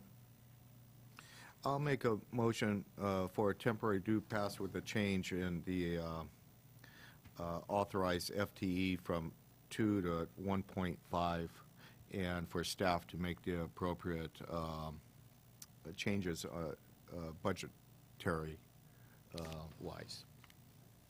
I will second that motion with a question. Who is the immediate supervisor will be the immediate? Kevin O'Neill is the OES manager, so he That would would be- be the individual that would be overseeing this part-time person. That is Okay. correct. And then above him would be myself. Okay. Thank you. Okay, we have a motion and a second. All those in favor? Aye. Aye. Those opposed? Passes 4-1. Here, Mr. Chair, if I may, I wanted to go into the question, but I can't support the motion because the new president for OES isn't here. I have no problem with staff's recommendation with the, which was the proposed allocation of the FTE, so. Okay, you were just wanting that on the record, or did I not look your way soon enough? No, it was just on the record. Okay, very good. That's fine. I'm sorry, what was that, Supervisor Rivas, as far as what your concern or why you voted no? Well, after reading the report, I didn't have any problems with staff's recommendation to the allocation of the 2 FTEs, and without having someone here from the office from OES to answer kind of the questions that you had posed, I felt I didn't have enough information to have, to go against staff recommendation. So, Okay. that's fine. Thank you. We'll move on. Okay.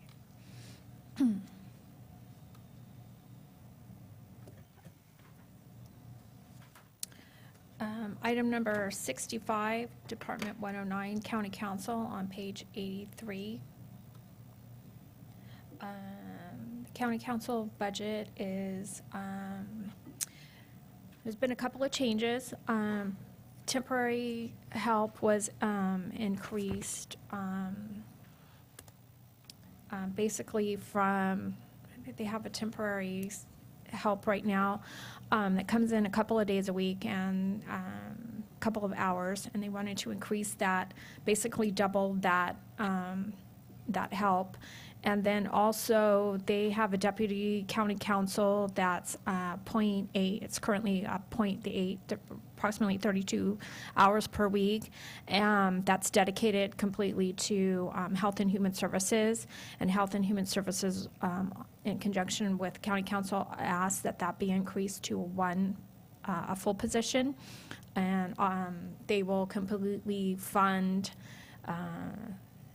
the increase in that position. And so total expenditures are at $609,948 with offsetting revenues of $365,084. And that increases the authorized equivalent positions to 4 from 3.8. Any questions? Any questions of the board? I have a question. I know that we have some policies that actually cost us a lot of money because we can't, and this wasn't the concern, where we have a lot of work that we have to do because our policies are outdated. So I would rather see some of the savings on the EOS go into some sort of temporary work to look at those things, to actually save that department time and money in the future. I don't know how we can do that, but I think it's critical that we spend county council's time on more, pressing matters rather than old policies that really cause us a lot of angst. So just an idea. I don't know how we can move forward with that, but I really would like to see us change that. So part of the solution to your question, Supervisor Barrios, is the Human Resources Department. So when that department is settled, when a human resource director has been hired by the county, then I think for the first time in a long time, we'll be able to sit down with human resources, because many of the policies, especially the problematic ones, are personnel policies.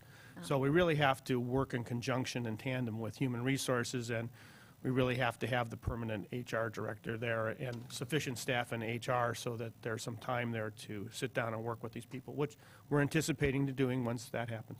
Okay, good, because I do know that many of our departments, when they do need help, we can't serve them because we don't have the personnel and we don't have the policies in place to immediately get somebody in there and help them out. So if we can find a solution to that by devoting some of these funds in there, I think that would be money well spent. Okay. Thank you. Anybody else from the board? Seeing none, I'll open it up to the public. Anybody from the public like to address us? Seeing none, I'll bring it back to the board. I will make a motion to approve temporary due pass with the understanding that we will devote any saved dollars to policy from other areas that we're cutting back, that we will devote some of those funds for updating our policies through the HR department. I know we cannot set a dollar amount because we don't know what that is, but I really just want to make sure that that is added to my motion. Second. I have a question. So are you saying any dollars that we save from any of the other departments will be going to this? Well, to the, it's my understanding that it is a combination of some of the work, the extra work that county council has to do is because we don't have updated policies in the HR, in our HR department. So My point is that we need to dedicate some of these dollars, or some dollars, to that end. So if we save anywhere else, I would like to dedicate some of those dollars for the updating of the policies. I know it's open-ended, but I don't know how else to address it. I want to make sure that that just does not go unnoticed. Okay, my issue with that statement, the way you worded it, is I had it someplace else I wanted to send any saved dollars. Supervisor Patello. I have someplace I'd like to have money. My district doesn't get anything. Well, let's start talking now. Okay, well, let's do this. I will amend my motion to move temporary due pass, but just make sure that we do make some effort. I will not attach any dollars or any savings. Thank you. But that we do make an effort to address those issues. Mr. Chair, if I may. First, let me, Well, You okay with the changes? I'm seconding the motion because I understood perfectly where Supervisor Barrios was going with it. And the thought that, of why I second it was that it is an important need, and we do have, sometimes we work with a consultant with HR and maybe add a couple, a few dollars to the contract for a specific purpose to update a policy where we identify, you know, the need, and those dollars go right to that, and we get an end product at the end. And, you know, it'd be just one less problem in the county. It may just be tackling one policy, or it might be two, but that's how I would think that the money would be appropriated, is to try to add on to maybe our outside consultant or counsel or something like that that could work on that.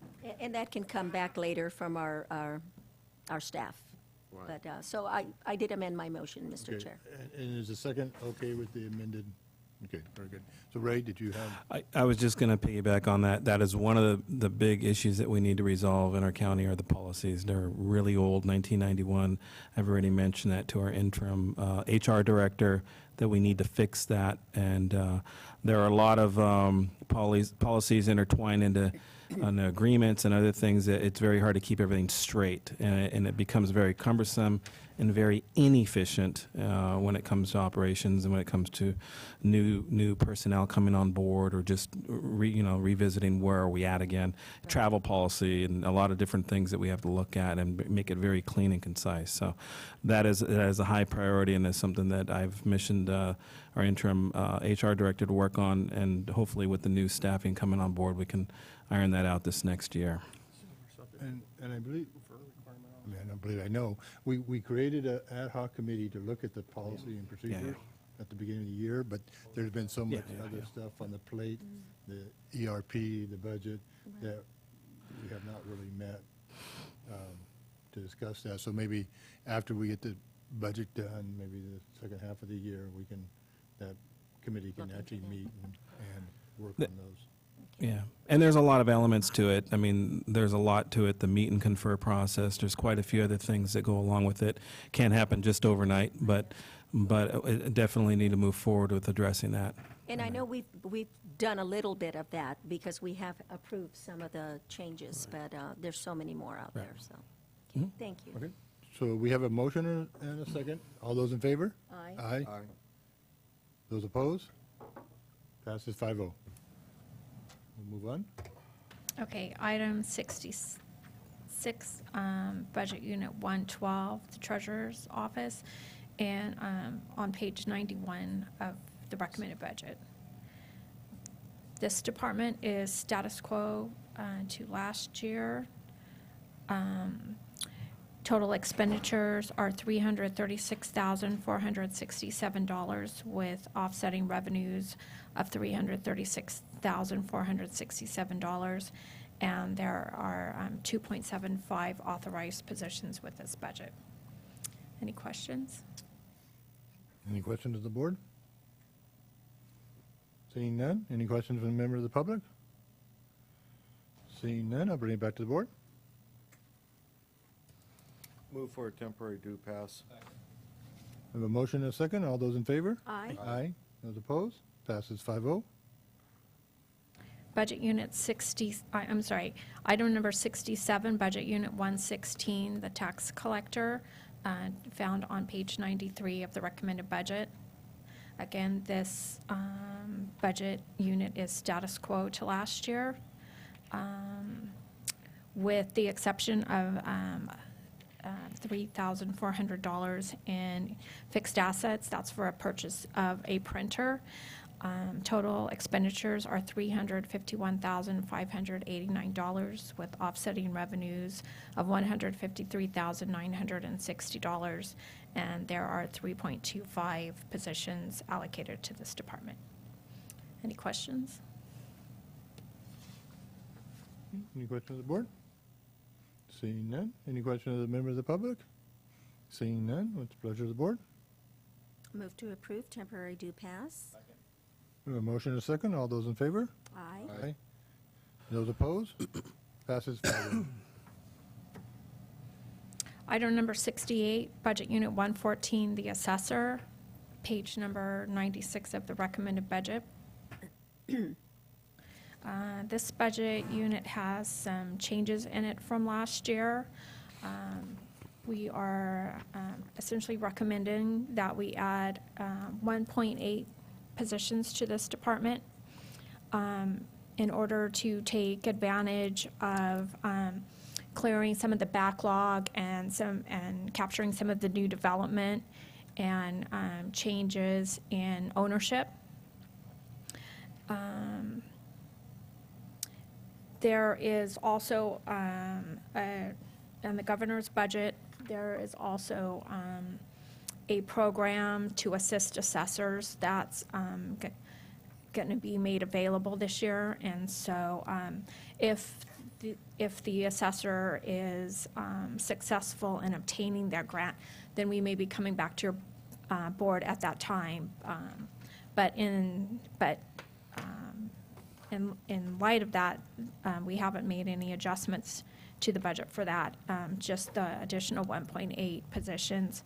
Total expenditures are $1,570,085 with offsetting revenues $471,440. We believe that the addition of the 1.8 positions, that the cost of those positions will be recuperated through the additional property taxes. Any questions? I'm sorry, go ahead. Supervisor Rivas? Yeah, so my question is, I see here that the requested authorized FTE positions from the department was 14. The recommended from the CAO's office is 11.8, so that's only an increase of 1.8 over last year, which you just stated. And so so the CAO's office, I guess, feels that that's enough to tackle that backlog. One thing. Go ahead. One thing I want to add is that we're looking at the assessor is looking at possibly getting the PTAF, getting signed up for the PTAF program. So we don't want to overcommit to that if we get that. There are, I believe he said, there are 3 remaining counties or out of the 2 larger and 4 mid-size that would be able to obtain that PTAF program. So And that there's was a good the funding that Melinda was just talking about? yeah, that's a good possibility that we may be able to receive some funding to add more personnel. So we'll probably be coming back to your board later to add more personnel. So I think we wanted to first wait to see what happened with that program. Okay. That was kind of the take from the assessor's office. Okay, so then my question is, say we don't receive that funding, would it still be within the board's jurisdiction or our discretion to maybe increase, like at mid-year, the FTEs in this department? So, excuse me, in talking with the assessor's office, we wanted to recommend the 1.8 new positions. We also increased the temporary help salaries. We basically doubled that. He has an employee some employees, some retired employees that have lots of experience that he's been using or wishes to use. And so we went ahead and increased the temporary salaries. We basically doubled that in order to try and accommodate the use of that personnel also in conjunction with the 2 new employees, or 1.8 new employees. Okay. Thank you. Mr. Chair, Supervisor De La Cruz? thank you. I had a good, healthy discussion with Tom. Was it Friday, Tom? Friday or Thursday? He really did educate me on the leverage of dollars we're putting up against this department and versus what goes to the state of California. And I'm very convinced Tom has a good plan in place, and I think he will come back to the board if he needs assistance from the board. And Yeah. I feel comfortable with this budget today, the way it is. Supervisor Barris? Thank you, Mr. Chair. I think if there's one department that can generate new dollars for the county would be this department. But I do know that it doesn't happen immediately, so even if we add these 1.8, we will not see those dollars for how long? Well, I mean, I don't want to I'm taking words out of Tom's mouth. We won't really see anything for a year and even 2 years down the road. So it takes a year at minimum for all the work to occur before we start seeing anything. And actually, I think it's even 2 years, right, where you can actually see even greater gains at that point. So And with the property values, going up, we need to make sure that we get those dollars, and I think this is one way of doing it. Yeah. It may not be enough, but if we don't start now, it'll be too late. Well, we'll miss the boat. So, thank you. Supervisor Yeah, thank you. Yeah, it's just too bad it's 1.8 instead of just 2.0. What's another 0.2 of a person? But yeah, it's one of the revenue-generating departments that really took it on the chin when we had to do the reductions, and so sooner we get people back in place, the better off I think the whole county and our services, all the departments will be. And maybe with the additional state revenue, if it's not this year, it'll be next year with that $100 million that the governor is reallocate to the county, so that might help us there. yeah. And as well as with the work that's being done out of that office, that actually gains, a higher percentage on the roll. So then that is also an infusion of money that can be used for that as well. Okay. I'll open it up to the public. Anybody from the public like to comment on this item? Seeing none, I'll bring it back to the board. Motion for temporary do pass, Mr. Chair. I have a motion and a second. All those in favor? Aye. Aye. Those opposed? Passes 5-0. Item number 69, Department 110, the auditor's budget, found on page 85 of the recommended budget. The auditor's budget has an increase in temporary salaries from $20,000, we've increased it $40,000 this year to help with the implementation of the ERP. And so budgeted recommended expenditures are $1,189,905 with offsetting revenues of $522,861, and authorized positions remain at 9.75. Any questions? I have a question of the Supervisor auditor. Barris? Mr. Chair, one of the concerns was internal control weaknesses, and that's not something I like to see. It kind of gets a little scary. I'd like to know where those weaknesses are primarily, if we, how we can address those, and if there's a plan in place to get through those or strengthen that area.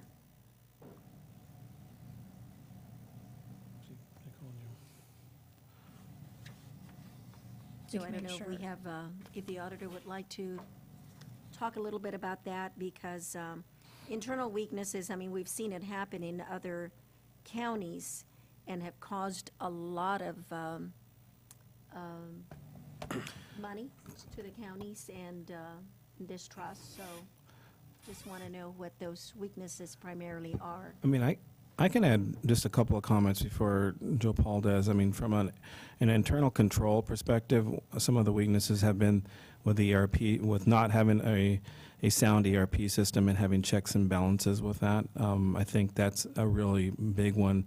By us implementing it, it does give us controls, security controls, and also too, just having a little bit more oversight. And we're, in a sense, we're decentralizing some of the operations to the staff, which then frees up time for him or for his office to actually do audits and be more proactive from that perspective. So that's just Okay. one aspect that I would, from a high level, but I mean, Joe Paul knows the Well, intricacies of that that's good office. to know. I just wanted to make sure that what we're doing with the ERP and anything else that we're doing, that we're addressing it already, that it's not something that we're not doing something about.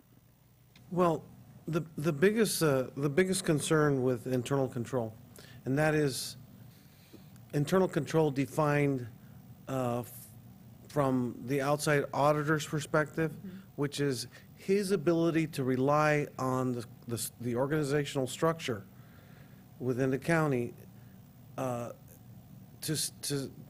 be able to say, hey, we trust that these people that are employees their duties are segregated enough such that the potential for any sort of collusion or any sort of wrongdoing is minimized. And that happens when you have enough staff.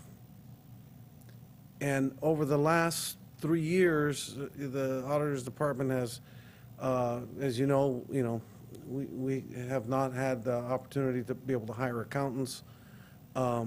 We had 5 accountants at one time. And, we're in the process of hiring 1 at this time. So I could tell you that with this budget, we will begin the process of dealing with the fact that we haven't had staff in the past 3 years where our outside auditor can say, hey, you know what? You guys are adequately staffed to be able to place that reliance that he needs to have in order to feel comfortable that the scope of his audit is sufficient enough that he can say, hey, these financial statements fairly represent the financial reporting of this Board of Supervisors. And so I think at this time, we can say that, hey, the board is adopting a budget that will, help deal with that, with that question.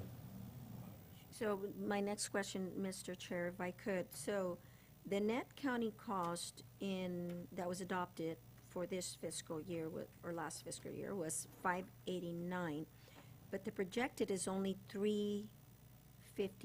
Is that because of the position that has not been filled primarily? So That's right. But you're in the process, so we are taking applications. We're in the midst of it. Yeah, it took quite a while to determine or get solidified the job descriptions. As you recall, there was a big issue related to the job descriptions and the meet and confer process. And so that has taken over a year to finally, resolve. And that's been resolved for at least one position. 2 other positions, or at least one other position where that issue is still not resolved. So does that have to do with what I was speaking about earlier and policy, outdated policies? No, it really has to do with, the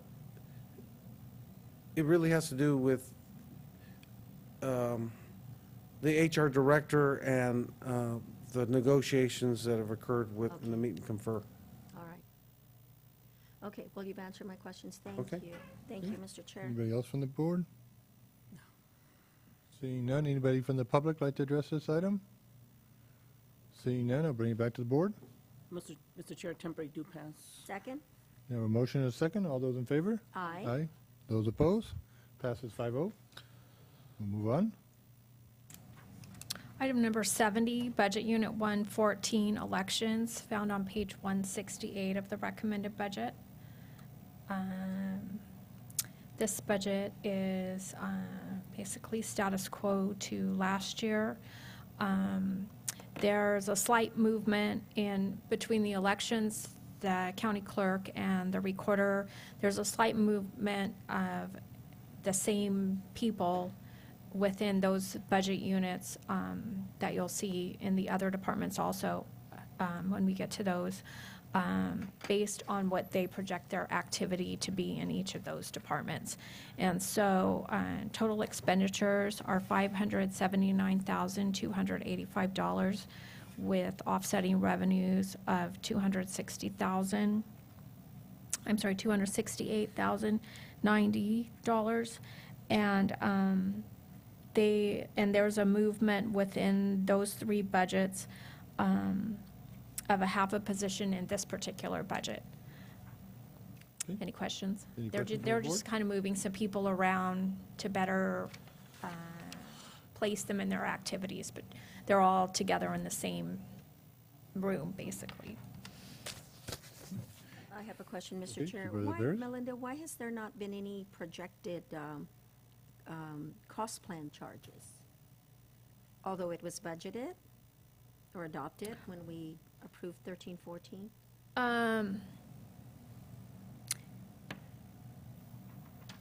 I'm not really sure why they didn't put any projected costs in there, but the cost will be $37,000. It will should be be, right? charged. Mhm. Okay. So then those numbers are going to change? Well, it doesn't change the recommended. No, it doesn't. It's actually Because we've higher. updated the cost plan based upon, last year there was a question, that we've actually received the cost plan to be in effect in the budget year 14-15, and we've adjusted all of those To cost a plan higher charges. amount. It's Mhm. almost double, actually, so, okay. Thank you. Anybody else from the board? Anybody from the public like to address this item? Seeing none, I'll bring it back to the board. Temporary do pass, Mr. Chair. We have a motion and a second. All those in favor? Aye. Aye. Those opposed? Passes 5-0. Item number 71, Budget Unit 259, which is the county clerk's office, on page 168 of the recommended budget. And again, the county clerk's budget remains relatively the same. Let me see. The increase that you see in personnel has to do again with the shifting of people around in those departments based upon projected activities. Total expenditures are $123,376 with offsetting revenues of $38,000, and adjusting positions around, it'll be 1.1 FTEs in this department. Any questions of the Any board? questions? Well, I have one question, Mr. Chair.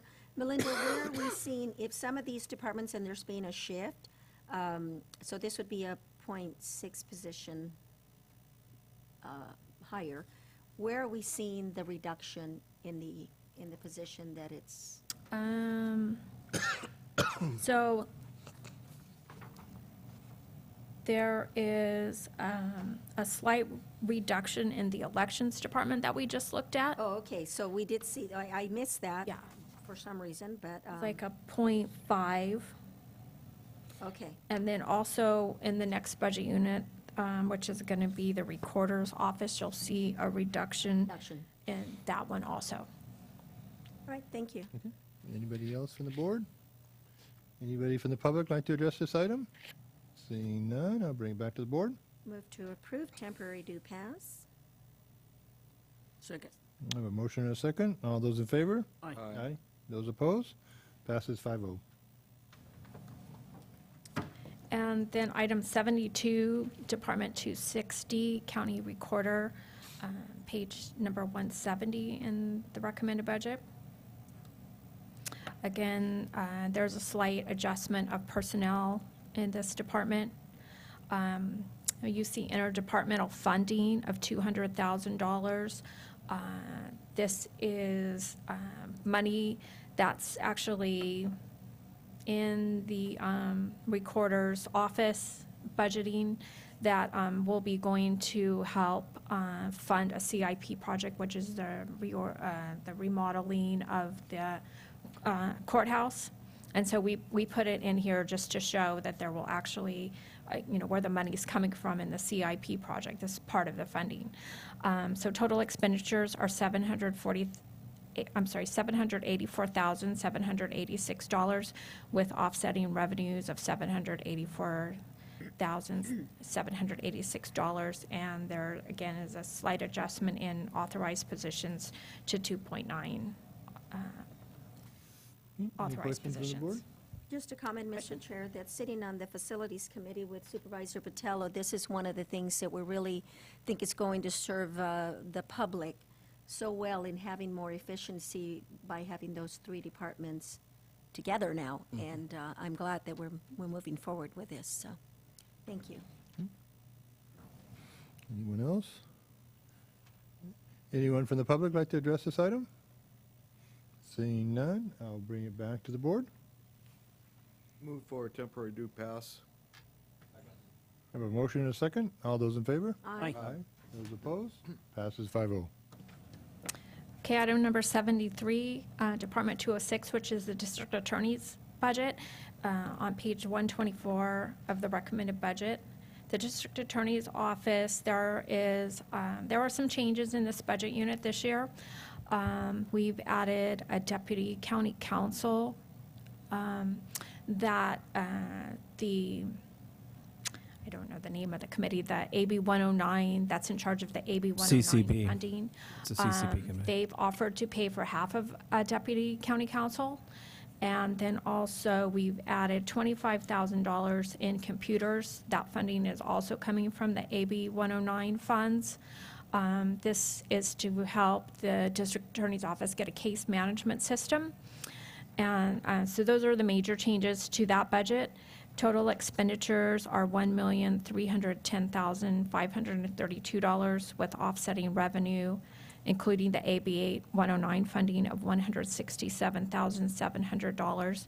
And, I'm sorry, the authorized position should read 10 and not 9. Any questions? Questions of the board? Seeing none. Anybody from the public like to address this item? One thing, just for clarity, I'm not sure what Melinda said. I think she said counsel. It was deputy DA is the position that we're looking at adding was 0.5, and it was actually coming. The funding would be from AB 109 approved by the CCP committee. Okay. So we've opened it up to the public. Bring it back to the board. What's the wishes of the board?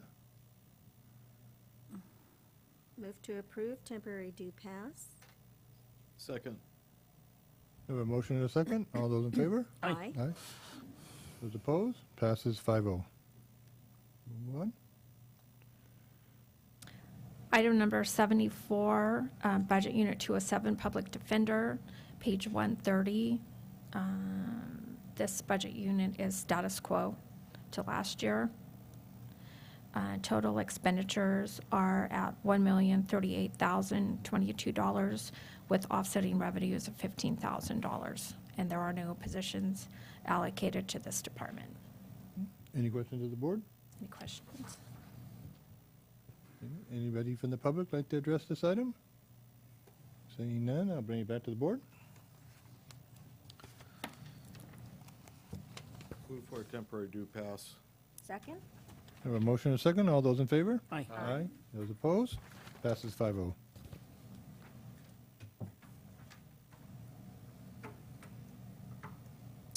Item number 75, budget number 210, the Operations Division Patrol of the Sheriff's Department, and page 132 of the recommended budget.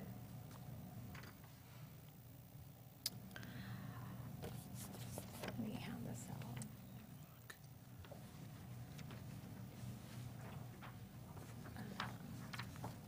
The operations budget has a few changes. There aren't any changes in personnel, a few changes in services and supplies. They requested 4 new vehicles totaling roughly $140,000. And their positions remain at 24.05. So total expenditures are $4,879,406, with offsetting revenues of $1,357,969. There's been, Supervisor Botello had some questions regarding court security. At one point, we were going to separate out the costs of court security. And speaking with the sheriff and his staff, it was determined and agreed upon that we would leave the cost associated with court security in his budget as has occurred in the past. What I handed out to you today is, as Supervisor Botello mentioned earlier in the meeting, there is a governor's, in the governor's May revision, some funding available for court security, and that does appear to have passed the House, or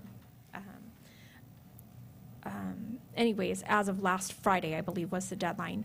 And so in order for us to request funding under that, under the governor's budget, we do need to show where we need, it's costing us additional money to fund the new courthouse. And so what I've passed out to you today is from the Sheriff's Department. There's 2 scenarios. One is funding, he can explain this better, but he's funding with not temporary help, but with additional staffing. And then scenario 2 is the staffing plan with including temporary help and not the full-time positions. It's our intention to use scenario 1 when we make our request to the state for that additional court security funding. Yeah, point that I think where we need to be at, and maybe the sheriff knows more than I know about it through his association and his really hard work to, meet the mandate and, his active participation in getting adequate funding for a state-owned building. We need to get our fair share of that $1 million and set our court security at a level that we could demonstrate that is reasonable and is going to be fulfilled on an ongoing basis and justified to the state that this is the proper level of funding for a facility of this size. And but it was very clear that we have to demonstrate the need. And, I think, and we've talked about this in a committee that I served on earlier in the year. Do we go with, what we would normally staff it if we were part of that formula that was in effect a couple of years ago, or do we go on the cheap version and hire annuitants and just to make sure we have something in place? And so I think that's the decision we have right now. And I don't know, maybe the sheriff wants to talk on this matter or speak to this matter, is what this board should do and which option which scenario, or is it a combination of both, or that we should, in light of the, you know, the May revise from the governor's office, we should move towards? I'm a little bit at a, you know, I have that question anyway. So I can add a little light to that. So the handout that you see before you actually has scenario 1 and scenario 2. So scenario 2 is what you just mentioned. It was just kind of getting us by until we kind of see what happens with legislation and with the state budget. Scenario 1, my understanding, is that's the sheriffs and the courts. That's what they would like to see for their staffing levels. That's their number one organizational plan for the new courthouse security. So that's the plan that we would be submitting. My recommendation, I think the sheriff would also say that would be our recommendation to the DOF on the staffing levels, and then at that point, you know, receive approval on that, and then they would be funding us instead of just the 400, as you see there in the that first scenario. You see FY 14-15 revenue 415, 800, so $415,850. That's what we're receiving now. So we would have to make up that, or they have to make up that difference of 433. So the total for the staffing levels in scenario 1 is going to be $849,364. So that's what we're going to be submitting to the DOF. So that we can get the staffing levels. So that's, and within that, within the trailer bill and within that particular item, there's only 2 counties that are actually named in there. It's Calaveras County and San Benito County in that bill.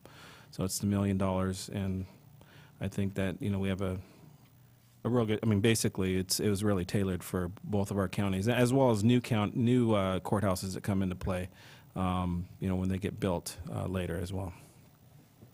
Yeah, and that's probably the scenario that the direction we should go in. And if we get anything less than that, then we need to adjust and move that target a bit. Right. Thank you. Supervisor Barris? Thank you, Mr. Chair. So the budget then does not include that additional funding from the state? No, not right now. When that happens and we actually have cash in hand, Yeah. then we can come. Make adjustments. Come back and Yeah, adjust with the that's correct. positions. Yeah. And okay. We're still doing status quo with From the the year courthouse supplying us $100,000 and our current budgeting of the $415, $850. So right now it's kind of a status quo budget with the funds that we're receiving from the state plus the courthouse funding, and you know, by that we should have, you know, a new revenue stream from the state by the time the money actually runs out on that one. So. Okay, Mr. Chair, just want to make sure I know what I'm going to be voting on in a little while. We're going with scenario 2, right? Well, we provided you 2 scenarios. Yeah, you're absolutely right. I mean, ultimately, that's what we're doing now. Right now, with the budget. And then if money comes in, we'll go to scenario 4. Yeah, and what we're going to do, we're presenting to your board, is that when the time comes to document and provide backup information to the DOF, that we're going to go with scenario number 1. And then if we do get the additional funding from the state, the local courthouse, that $100,000, that's not an add-on, right? That's just, we're just getting the money straight from the state. Yeah, they were just. It's a one-time deal. It was a one-time deal to open up the courthouse. They wanted to open up, if I recall, it was March the 14th, 15th, something around that time frame. I think it was 14th. So they wanted to open the courthouse, but we didn't have any funding. So then they were willing to, you know, come into agreement with us, create an MOU, and then adding the $100,000 to get us through this period of time until legislation figures out, you know, what was going on. Okay, my comment on this budget item is that this is where I wanted to, any additional monies that's found, it was to funnel it into this budget item. I just think that the operation is just way too underfunded. I understand why it is. I was kicking around scenarios over the weekend, one of which Supervisor Patello a year or two ago was talking about ending our contract with the city for animal control. I was kicking that around and moving that money into this. You know, is it more important to have, you know, someone chasing dogs or to have chasing bad guys? There's a few $20,000 here and there I think we can pick up and throw towards this. And I'm not quite sure if we do the temporary approval of this item now and then we discuss it more, can we amend it, or do we need to kind of continue this item and come up with these other, make a decision on these other things? It probably would be a budget augmentation at the time that it's Yeah. awarded. Yeah, I'm not really entirely clear on your question. Are you saying if we find any more money, you want to put money to this particular office? Is that Yes. what, this fund? Yes. So I mean, we can do that. Okay, so we can do the temporary Temporary do pass, and then pass we can now, come and then back, we can still amend it. amend it. Okay, all right. Okay. Because if memory serves me correctly, we're still operating off of the court's money, and we still have a balance there till December? No, it's technically till March of 2015. Okay, yeah, it's That's- even beyond that. So we're in pretty good shape. However, though, Impact on the general fund or the sheriff's budget. yeah, well, for clarity, though, I want to make sure that money is for the current status, the current staffing levels up until March. So if for whatever reason, if this money wasn't coming through, they would have to make an augmentation to make sure that their money would last, or they would have to pull from the sheriff's office or the corrections to help fund the remaining part of the year. So it's operations till that day, but at that point, it would run out completely. So just for And then clarity. that's when it's an impact on the general fund. Yes.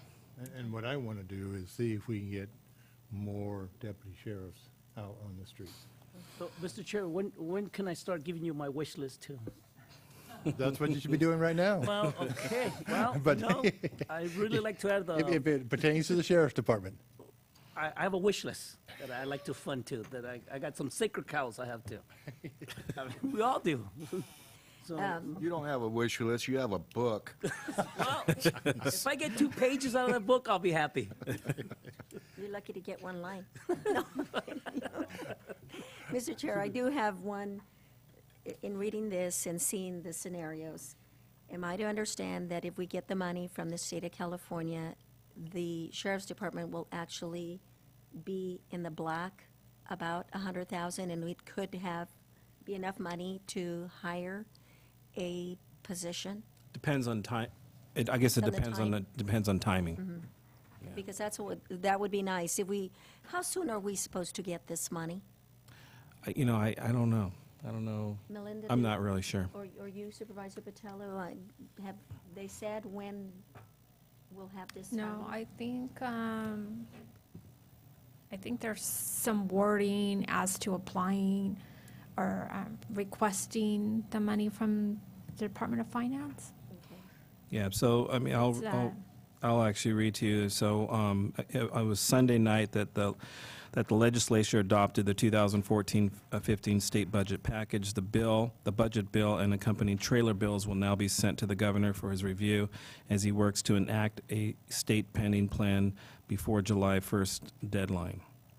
So that's, but again, to the process and everything else, at that point, we would have to submit to the DOF what Supervisor Patello had mentioned. We have to explain, the staffing levels and why we were requesting that. And then there's going to be obviously conversations with that office, and then at that point, there's probably going to be some more, Red tape. conversations, red tape, well put, and then, at that point, we'll probably receive some money, I'm hoping, before the end of the calendar year. I am hoping too, because if it does, I support your recommendation that if there is any extra money, and I think we have the potential once we get that money, so due diligence for us in sending in whatever they want immediately so that we'll know how soon we can put another position on. Yeah. Thank you. Any other comments or questions from the board? Open it up to to Supervisor Rivas. I do have a comment. A couple years ago, it was one of my first years on the board, I had mentioned my concern about the overtime costs coming out of the Sheriff's Department. I have no problem allocating money to the Sheriff's Department, but I'd like to get an update from the Sheriff's Department related to what they've done to remedy some of the large overtime expenses. You know, so if that's something that we can get, you know, I mean, that's just my my concern and my feeling. I have no problem allocating money to the Sheriff's Department. I think it's a significant need for the Sheriff's Department and for our local residents, but at the same time, I want to see what we've done to control costs as far as overtime. So, thanks, Mr. Chair. I could probably answer that if you don't mind. So, as you're aware, there's been we're going through negotiations, and with IA, we basically have gone through that and finalized that. One of the key things was addressing your point, the overtime, and what we've done is been able to add or have the ability to use reservist or retired annuitants in place of full-time staffing. So that will be able to really help address the increasing cost of overtime. So we have taken that initial step. Obviously, there's still more negotiations in the future, but for other groups. But in that case, I just wanted to make sure that you're aware that we have been proactively looking at that. The sheriff has been working hard with that, and as well as our probation officer, chief probation officer. So. That is something I know that the sheriff's also been working on scheduling and trying to do his best to create a schedule that doesn't require any overtime. But with his office, it's very unpredictable when overtime may come into play. Right, and I clearly understand that. And I guess the answer I'm looking for is if we allocate more money, they're able to hire more staff. Hopefully, that'll go hand in hand with controlling overtime. Yeah. But also I just think more can be done to help control those costs in the first place. So. Thank you, Mr. Chair. Thanks, Ray. Okay. I have not opened it up to the public yet. have I? No. Okay. I'll open this up to the public. Anybody from the public like to comment on this? Seeing none, I'll bring it back to the board. Move to approve temporary due pass. Second, Mr. Chair. We have a motion and a second. All those in favor? Aye. Aye. Those opposed? Passes 5-0. So I think, Melinda, let's finish up corrections, and then we'll break for lunch. Okay. Item number 76, Department 220, which is the Corrections Division of the Sheriff's Office, found on page 136 of the recommended budget. This budget is basically status quo, with just a minor request for the replacement of a dryer out at the jail. And that funding will come from inmate welfare funding. And positions remain the same at 24.5 positions. Total expenditures are $4,749,327 with revenues of $553. Any questions? Any questions from the board? Yeah, I'm just curious, utilities, are that expensive out there? 158,000 for utilities, is that the PG&E bill? 24/7. Well, maybe got to turn off the lights at 8 o'clock or something, I don't know. You can turn off the cooler to the morgue for out there. No, Yeah, get just- some solar power out there. I think that's been in the discussion, was to, Well, yeah, I remember bringing that forward at one time, and it just didn't quite pencil out. But maybe that's something we ought to be looking into seriously. If that's what that number is the utility costs, Yeah. unless there's something else. Actually, I have been in contact. Joe Paul Gonzalez had a conversation at one of the conferences discussing this particular item with one of the, I guess, the CAO at another county, and they were working with Chevron and putting solar panels or looking at efficiencies. So we need to work on that.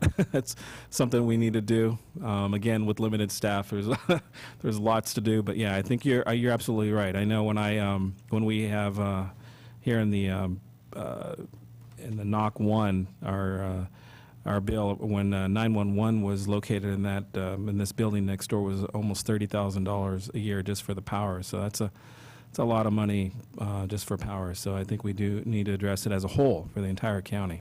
I agree. Supervisor Rivas? I think possibly I thought I was getting that Energy Watch program out there through AMBAC. You know, I know they were out there at the Bellotto Park, and now they're saving. I mean, they saved over. I mean, it's like close to over $100,000 a year or something like that. So that might be a possibility. Maybe Supervisor or the chair and I could do some research and get back to that. That's true. Supervisor De La Cruz? Yeah, Mr. Chair, I visited with Eddie Escamilla and some other members of the sheriff department. They actually given me a tour, both of the daytime and nighttime, and trust me, the lights have nope. Is that what they call it now? They actually, they do need to have the lights on, and that's for safety issues. And right now, they're at a minimum staffing area, and any crisis can really Yeah. jeopardize the safety of the correction officers, and I don't want to compromise lighting on their behalf. I'm I not was going to. only kidding. I wasn't kidding.